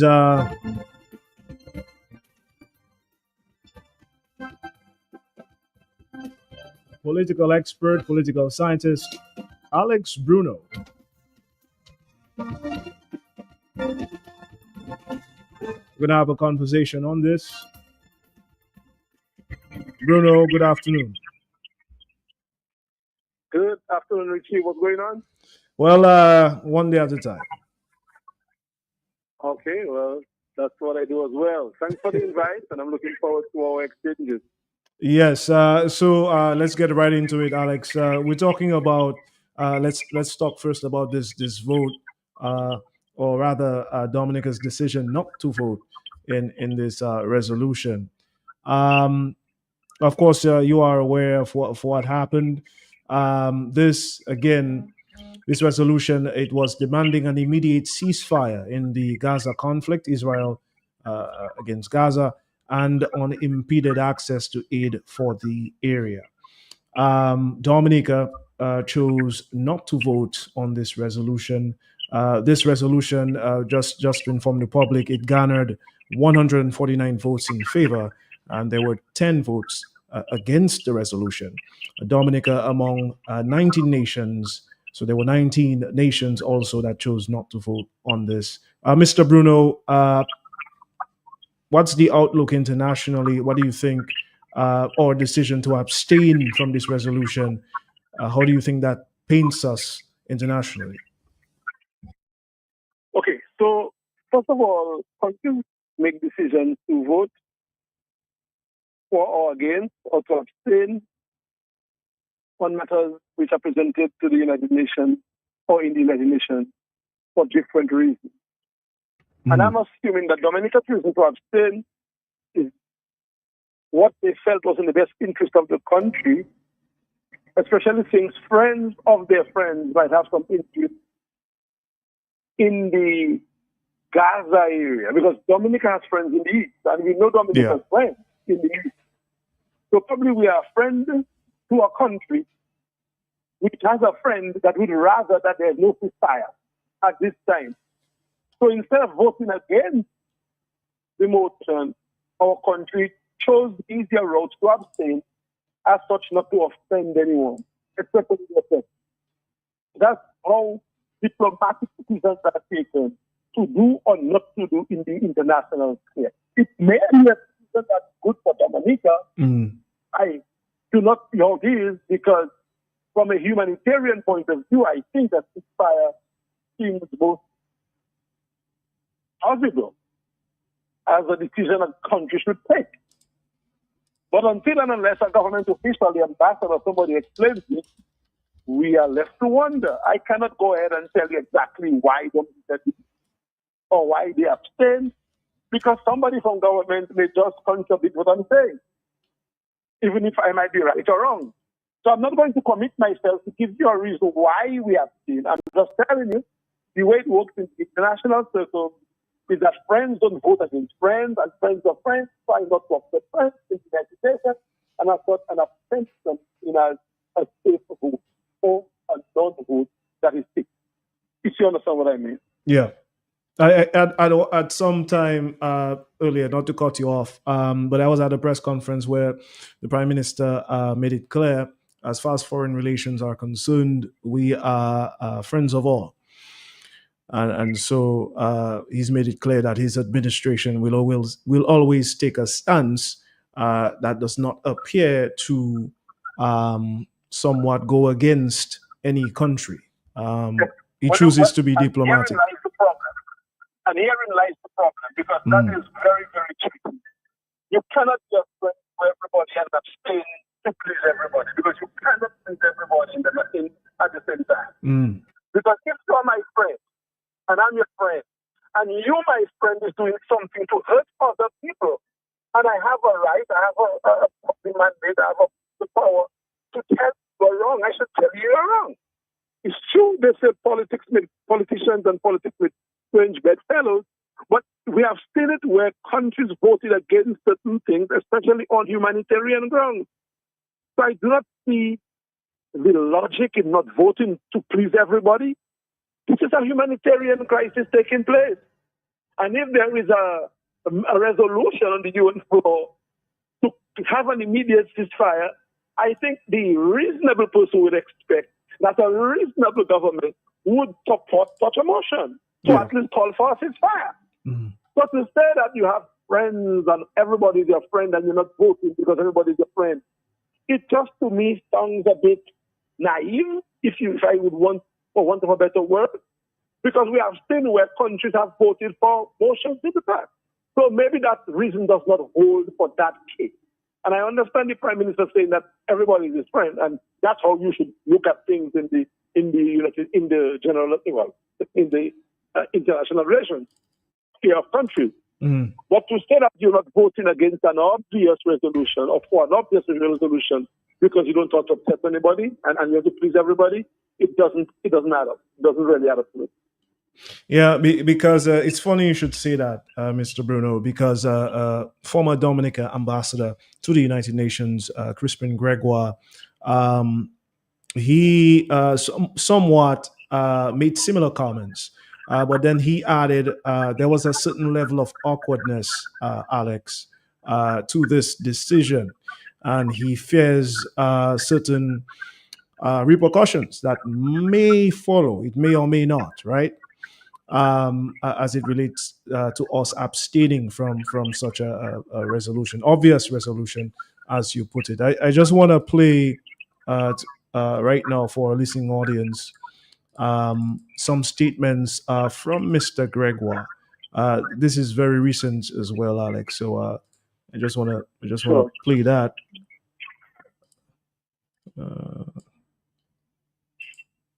Okay, here we go. When sometimes it's a difficult, I'll tell you, with Israel and Palestinian resolutions, they're always contentious. First of all, they're never adopted by consensus. There's always a vote. Now, sometimes you have to be careful how you vote. So some countries, what they do, there's a principle called the washroom principle, where you just go to the bathroom when the vote comes. We didn't do that in this case. The Dominica decided to stay, and it puts the country in a little awkward position, because now it's not condemning Israel. Some people are reading into that, whether there are ulterior motives. Well, of course, there is a motive from the government side, but we find it odd, the abstention. What was the basis for their decision? Clearly, it's being noted. I mean, I'm getting calls from pro-Israeli people who are telling me, "You see, your country supports us." Okay, as you said, there is, and you just said it, Alex. Therein lies the problem. Gregoire is already getting calls from colleagues at that level saying, "You see, your decision, your government's decision to abstain, actually is a way of saying that, hey, you support the bombs that we're dropping." Your views? He's right. Gregoire is an ambassador. I didn't hear his statement before now, so I'm happy that he pretty much ratified what I said. Because an abstention is a vote, you know that. That's a vote for the other side. So, I mean, it doesn't make a lot of sense. And the reason for not voting, being that you're a friend to every country, really is a naive statement. That's what comes to mind when I think about it. And I know our prime minister is not politically naive. So I do not know why that would be a reason why we would not vote or abstain from something so straightforward as a ceasefire in Gaza. There is something else probably behind this. Again, I do not know the politics behind it. I can only answer the question, and based on what the ambassador just said, I seem to be on the right track with my response. Mr. Bruno, let's shift gears a bit. Thank you so much for your 2 cents on this topic. As you can imagine, it is an important one. Let's talk a little bit about electoral reform. I think, speak for a majority of Dominicans when I say this, you are actually one of the persons who have been on the forefront of speaking on a very high level about the concerns and the recommendations of electoral reform in our country. And recently, as you know as well, some bills were passed. Let me just be specific. The Registration of Electors Bill and Regulations 2024, the House of Assembly Elections and Registration Bill of 2024, and the Electoral Commission Bill of 2024. These 3 bills were passed. Of course, it was said by the Honorable Minister, the introduction of these reforms, these bills in particular, is supposed to bring about important modifications aimed at enhancing the effectiveness and the impartiality of Dominica's electoral procedure. That being said, as recent as last week, I attended a press conference where we had the Chief Elections Commissioner, Duncan Stowe, and of course the elections officer, the new elections officer. I believe her name is Anthea Joseph, Alex. And basically, this was a signing ceremony of to the tune of over $1 million. And this was to engage Semlex, a Germany-based firm specializing in creating a digital voting registration system. And so this seeks to modernize the registration process and to also, her words, it's supposed to ensure that there's no buffoonery, as the great Ozzie Lewis would say, in relation to populating the voters list. Your views on this approach and Semlex. I'm not sure if you have any background knowledge of Semlex in terms of how effective they are, but they appear legit. We did some research in that light, and they appear legit. But again, a more technological approach to the whole process of elections in Dominica. Is this a good step forward? Well, yes, any move towards reforming processes have to be a good step forward. But let's backtrack a bit in terms of the reform.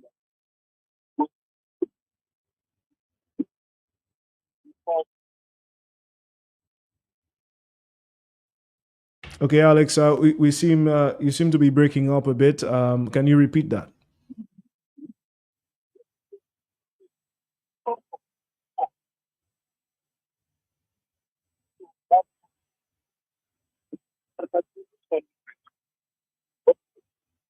Okay, Alex.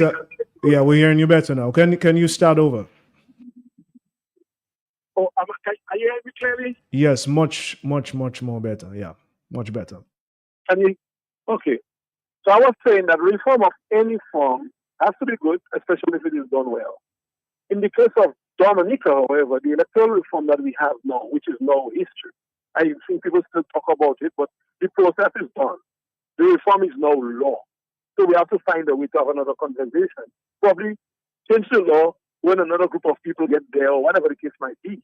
But reform is, for all intents and purposes, finished, and there's going to be elections held under the new electoral reform law. That's it. Can we stop? Can we change the law? Yeah, anytime. I'm not too sure what means are at the disposal now to change the law. So I don't even speak about reform anymore. However, the reform that we had in Dominica was done one-sidedly. The incumbent party, the majority party, had its way over the entire process. Yeah, they may say there was public consultation, people were invited. Yes, we understand all of that. But they are semantics and they are innuendos. A lot was done to make sure that even the recommendation made by the learned consultants were not taken into consideration. Yeah. So the reform that we have, the reform in favor of the people who control the process. So with that being said, the idea of having the equipment to facilitate the re-registration, the confirmation of voters is good. And I think what should happen, not just reconfirmation, we should have a total re-election of every voter in Dominica. And any voter who has to vote in Dominica should register in Dominica. But the process should begin with or should have begun, with a total re-registration. It wouldn't take maybe 2 months or more or less to have everybody re-registered. What was the big deal in re-registering everybody else? Those people who are living on island now would re-register. Those who are not there, and when they come back to live, they will register, and makes it very easy and makes it very fair. That reconfirmation seems a bit easy. And again, if it is done the way that I think it's going to be done, it will be done in the favor of the incumbent party again. Because I'm hearing and seeing a lot of moves being taking place, which suggests that the incumbent has the advantage with the reconfirmation of voters. So yes, we have had reform, but have we really had reform? No, I don't think it has been a very fair process. And I think we will maybe have to revisit that sometime in the future when a different government has been installed in Dominica. I see. So you're saying some amendments may still be needed for those particular bills that have just been passed? Oh yes, the reform has to be reformed. Yeah. Yes. I mean, these guys now will not do it. But when a new government comes in place in Dominica, that has to be revisited.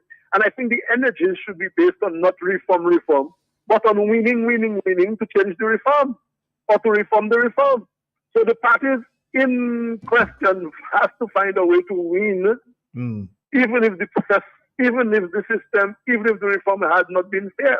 And then the promise should be when we get there, we will do the kind of reform that really meets the needs of every Dominican, not just red Dominicans or blue Dominicans or green Dominicans, but Dominicans in general.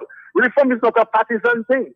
Parties are involved in the process, but it's a democratic thing, something that helps the processes and systems in a democracy. That's true. And from the inception of the reform program, it has been fought over by two parties, different parties. And therein lies the problem with Dominica's electoral reform.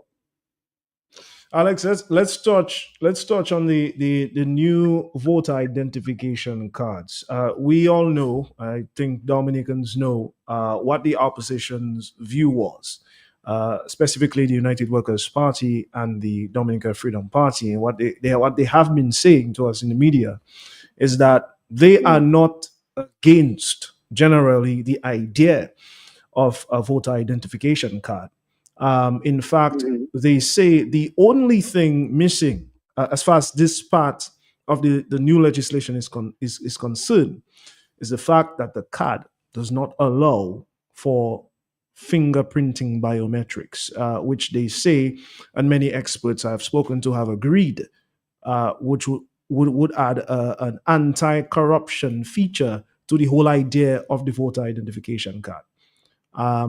And persons voting.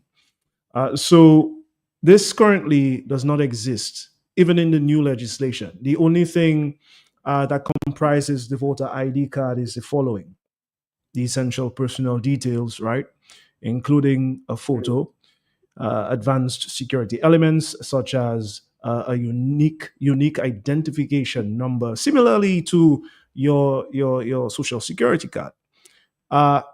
But it does not involve fingerprinting biometrics. Alex Bruno, was that exclusion a mistake?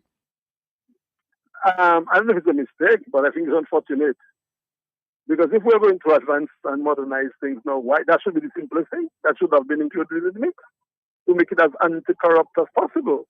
So I would have to say that the parties who raised that as a concern, I think they are very prudent.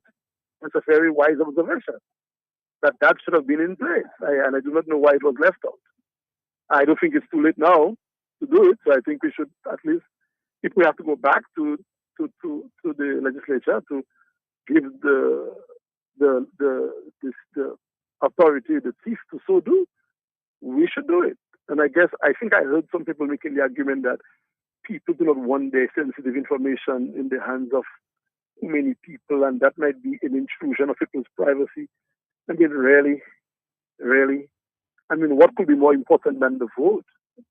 And if there is any way you should really have your matters scrutinized, is to be able to cast vote. That's the ultimate symbol of power that individuals have. So I do not see any reason why the biometric information would not be gathered for people who are going to be electors in Dominica.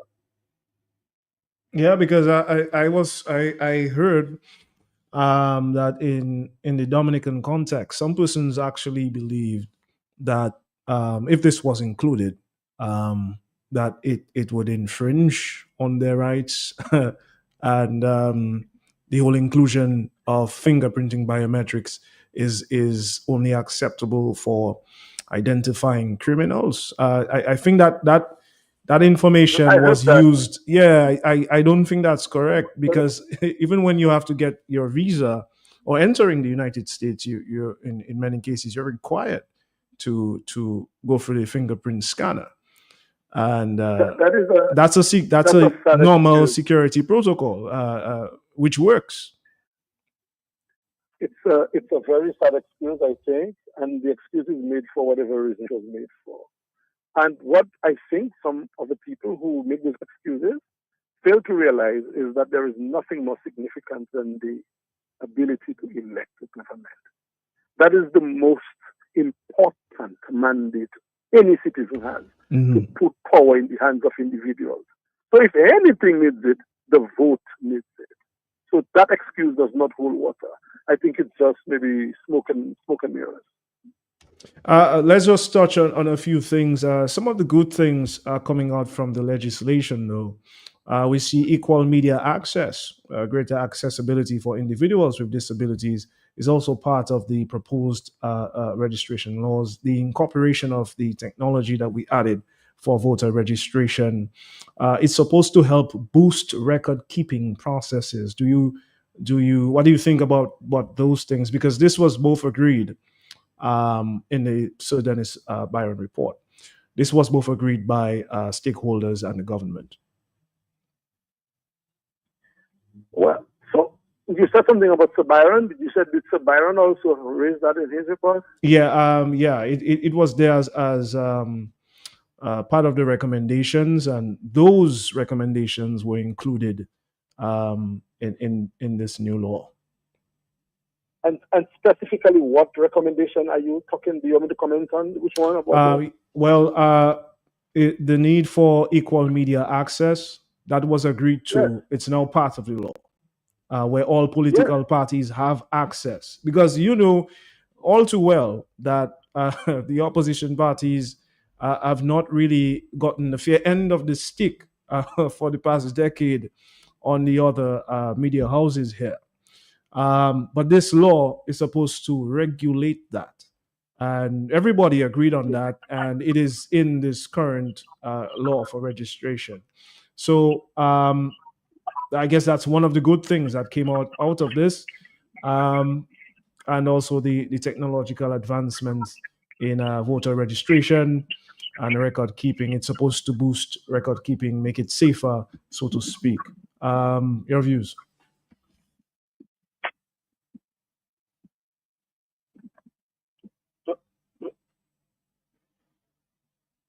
Richie? Yes, I'm hearing you. Okay, good. So, well, if I get you correctly, and just again to give a little prop to Sir Byron, because I remember that he came in for harsh criticism by Professor Society. Mm-hmm. And in hindsight, when you look at the book that and the recommendations that he made, I think in great part, he delivered what we as a people already knew.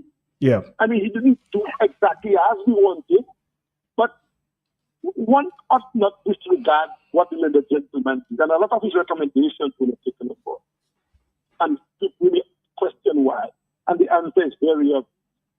So I don't want to get into the politics now. I understand. I want to, however, expand what you were saying in terms of equal access and fairness in the process.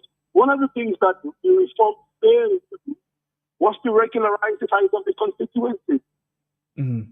Richie, why is it that Maho and Roseau South constituents have so many electors as compared to Roseau Valley and let's say St. Louis? Mm-hmm. If each person is elected to have equal power in the legislature, in government, as a representative, why should one person have more electors in the district than another person? So the first thing that we should have done is to maybe cut down on the number of constituencies from 21 to maybe 11 or 12 or 15. Okay. And have equal people change the boundaries. That was one of the first things that we had to do. But we didn't want to do that because the way it's done now is favoring one party or the other.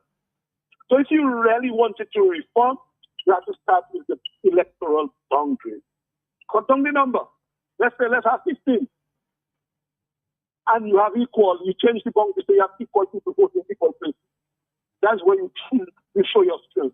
But the way it is now constituted, we know Maho is a red constituent because it's a real traditionally vote red, so it's going to continue voting red. So how does the reform really help if everything else stays the same and just one thing was changed? More access or equal access to media? Is that really happening? I don't know. I don't see it happening right now. But that is something that should happen as well. Mm-hmm. The idea of the funding, campaign finance funding. Why is it that one party has so much money and the other party cannot even begin to crack the surface of the money that one party has? And people may say, well, you're jealous of the party. Only no, it's not jealous. It's a matter of even in the playing field. Yeah. Yes, we have reform, but how is the reform helping the other parties? How is it making them appear? I don't think it is. Well, I'll tell you, Alex. I'll tell you, bro. In relation to campaign finance reform, this was one of the elements that even the media was very concerned about, and we asked questions on that to the government. We posed questions at various meetings to the government on that. their response generally by the honorable minister was this would be targeted at a later time. He went he went on to say his government is not opposed in any way to campaign finance reform. He says, based on his research with his team, that this requires some constitutional reform and would take some time to be done properly. And then he went on to say he thinks CARICOM should look at this holistically for all member states rather than one particular country, i.e., Dominica, looking at it in its own way, and then Jamaica, and then so on and so forth. So these are his reasons. What do you think about that? Do you think it's valid? Excuses. So it is okay to have CARICOM work on it when you think it's going to delay the process. And you can do it on your own when you think it's going to facilitate. It makes very little sense. And again, politicians will do what it is that they think that is politically expedient for them.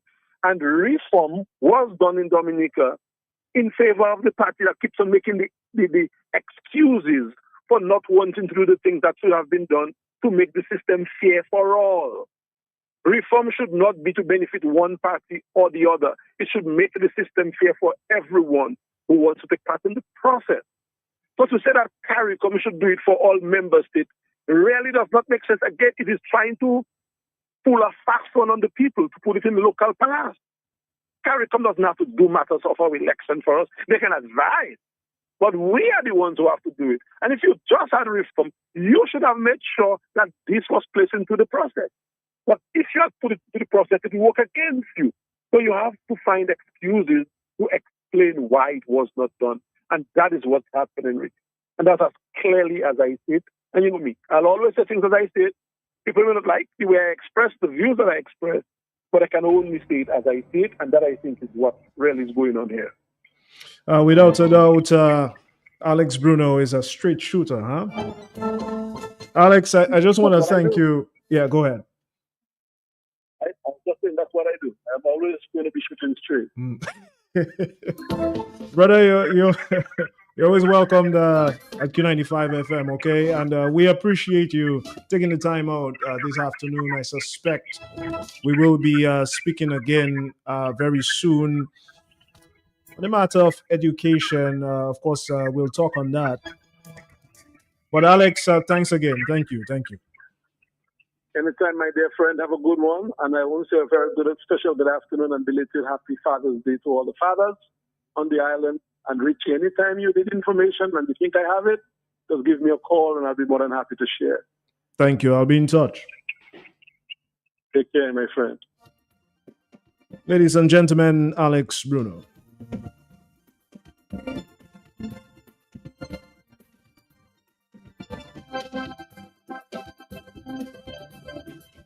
Okay, we are winding down. I just want to take a few calls. Allow you guys to give your comments on the presentation, the interview we just had with Alex Bruno, political scientist. He made some fair points, huh?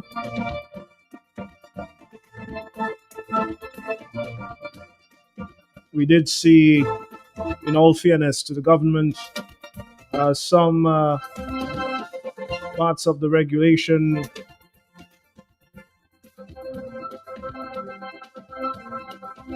adopting some of the recommendations from other stakeholders in society. But a few question marks on some very important pieces that could have been added, making our electoral process anti-corruption proof. Okay, feel free to call in. We'll probably take 2 calls as we wrap up today's Talk on the Block, June 16th, 2025. Your views on electoral reform, what's been proposed now, or what's actually happening now.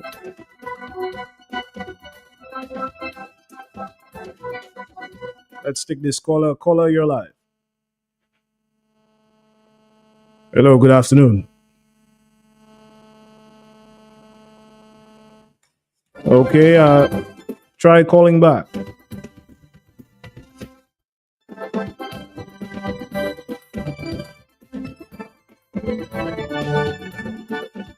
Electoral reform.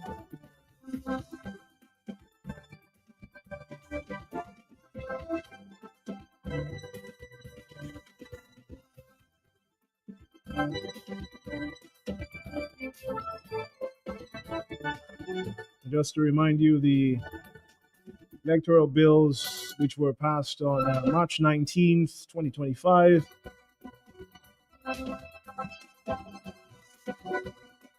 Those bills are the Registration of Electors Bill and Regulations 2024, the House of Assembly Elections and Registration Bill of 2024, and the Electoral Commission Bill of 2024.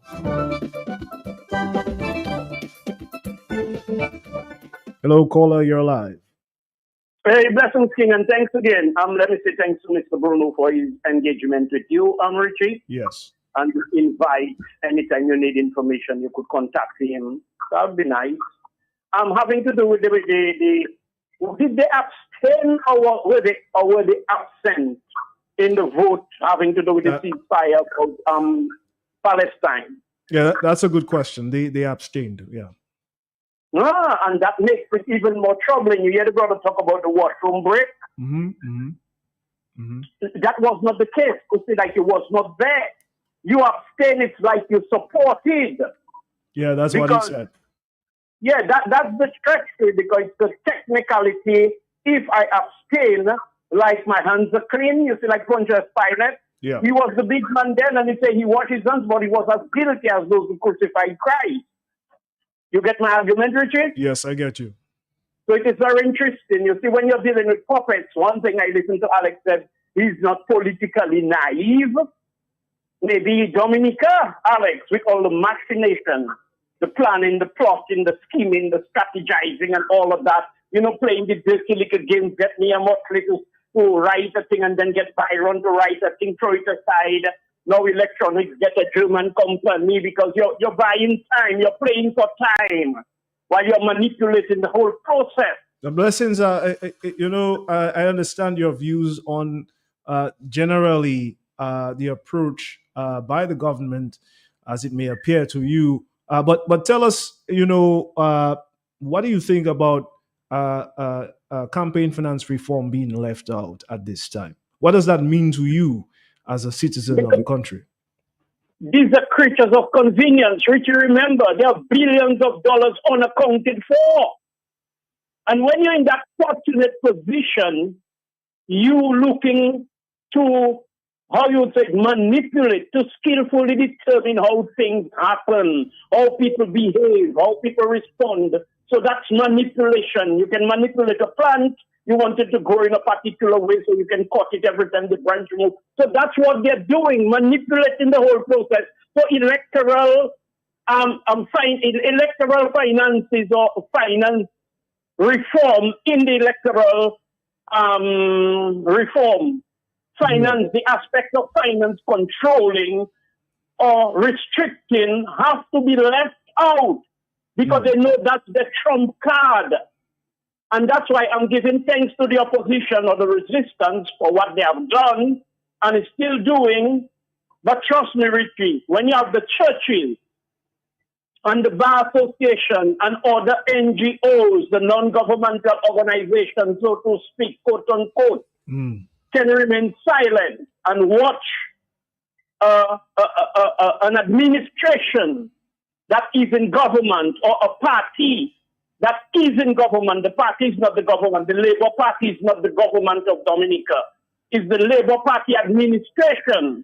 And they can do what they're doing without facing some serious pushback, Richie. They know they are unlimited in their scope or their ability to manipulate the whole process. So they're going for it, Richie. That's how I see it. Blessings. We appreciate your comments at this time. Of course, Thank you. we'll bring you in to talk on a different matter, as I know you're an entrepreneur. But thank you again. I wish you a good afternoon. Blessings. Blessings.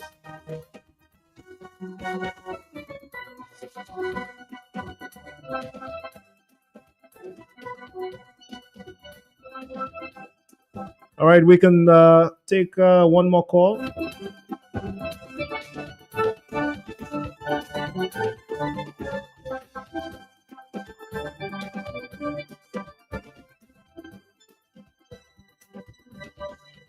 Good afternoon, caller. You're live. Yeah, good afternoon, Richie. Good afternoon, bro. Yeah, Richie, they just cannot touch that reform. There's no way they can have that. Because if they did that, they would be practically sending themselves to jail. They cannot have that kind of reform because they would be opening a can of worms and dumping it over their own head. Enough said. Thank you. Thank you. All right, Dominica, that's it for me. June 16th, 2025. My name is Richie Farrell, sitting in for Matthias Peltier. And just to remind you, he will be out for some time, about a week or so.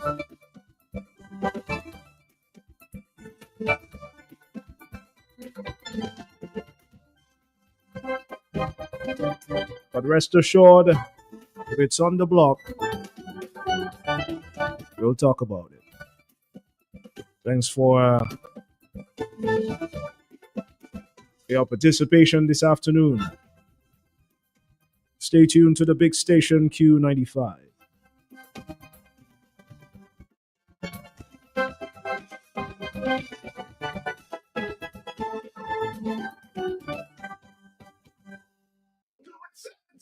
Hardware and home improvement, million supplies for you. Kitchen appliances, even home decor too.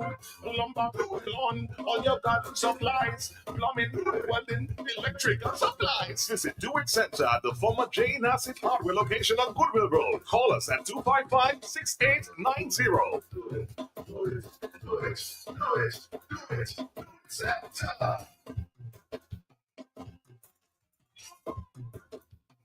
At Bloombox, we now carry and are fully stocked in granola fertilizers. Urea 46%, great for leafy green. 15-15-15, great for all vegetables or young fruit trees. 20-20-20, best for foliar spray and sit-ins and small vegetables. 12-12-17, great for tree crop or flowering vegetables and fruits. 12-24-12, root crop fertilizer like dasheen and white potato. 12-4-28, great for tree crops or flowering vegetables and fruits. Red potash for fruit trees and vegetables. All the fertilizers you need are available at Bloombox, located on Federation Drive, Goodwill, second property on the right after the Valley League Road. Your one-stop shop for everything that grows. Let's bloom together. June month end to the first week in July. All roads lead to Scott's Head for the grand Cool Reunion Festival. Beginning Friday, June 27th with sounds of praise to the Most High. Lively cultural performances, followed by Soir l'Histoire, a night of powerful, topical, juicy history with Dr. Lennox Honeychurch, followed by the Super Block of finale. Saturday 20th, Sakis Abukabut in spectacular convo style, followed by Dr. Mika Labadi and Trophy. Sunday 30th, church service, then village festival with the Unstoppable Person Serenade. Tuesday, July 1st, trip to Kalinago territory. Wednesday, July 2nd, Dog Blue and Big Money Bingo. Tuesday, July 3rd, beach party and talent night with special guest Franklin Moses. Friday, July 4th, grand dinner and dance. Saturday, Fest, the highly anticipated return of Connect Online with Midnight Corporate. Sunday, July 6th, Super Black extra cold coupon is only $3 for $10. Raffle to include a large screen, smart television, and multiple smartphone devices. Don't miss the Scott's Head Cash Cool Reunion. Good month into the first week of July. Sponsored by Belfast Estate, Couplet Bear, DNO, Q95, and Creole Heartbeats. Look at people!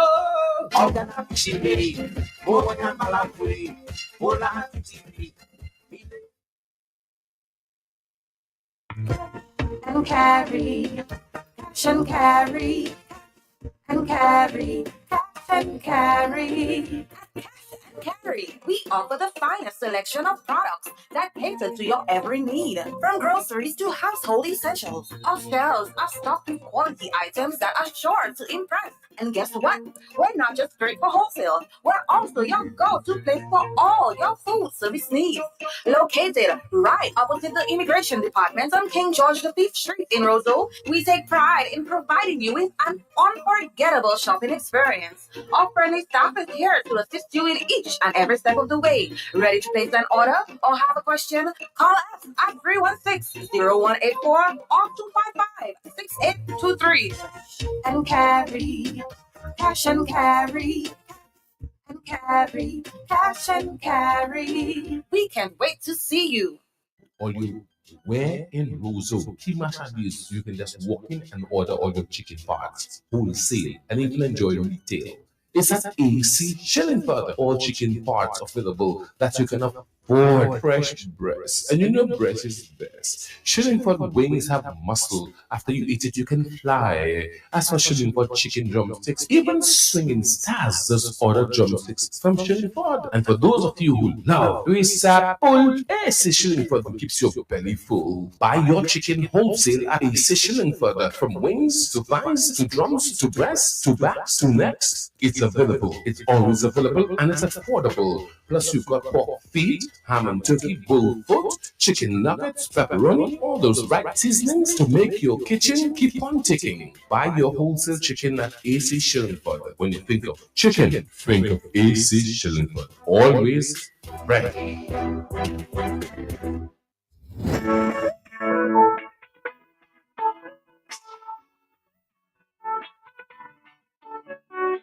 Attention all bakers and loyal customers of Ether Trading Limited. We've got a big news you won't want to miss. Ether Trading Limited is pleased to announce massive price reductions on your favorite Carigold brand flowers. That's right, prices like you've never seen before in Dominica. Now available at unbeatable prices. Carigold Baker's Flower, 25 pound, 50 pound and 100 pound bags. Carigold whole wheat flour, 25 pound, 50 pound and 100 pound bags. Carigold multigrain flour, 1 kg. Carigold rye flour, 1 kg. Carigold herb and garlic flour, 25 pound bags. Whether you're baking for business or just love fresh homemade goodness, now is the time to stock up. Visit us today at Caneville Industrial Estate or the corner of Kennedy Avenue and the Bayfront to place your orders and enjoy these incredible savings. At Ether Trading Limited, we're proud to deliver only the best for our valued customers because you deserve nothing less. Remember, at Ether Trading Limited, we are making a difference for you.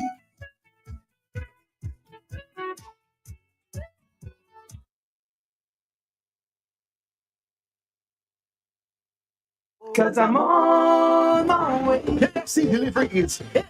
Just place your order at www.kfcdominica.com, Facebook or WhatsApp at 614-2633 and your order will be delivered to you. KFC, it's good. Cause I'm on my way.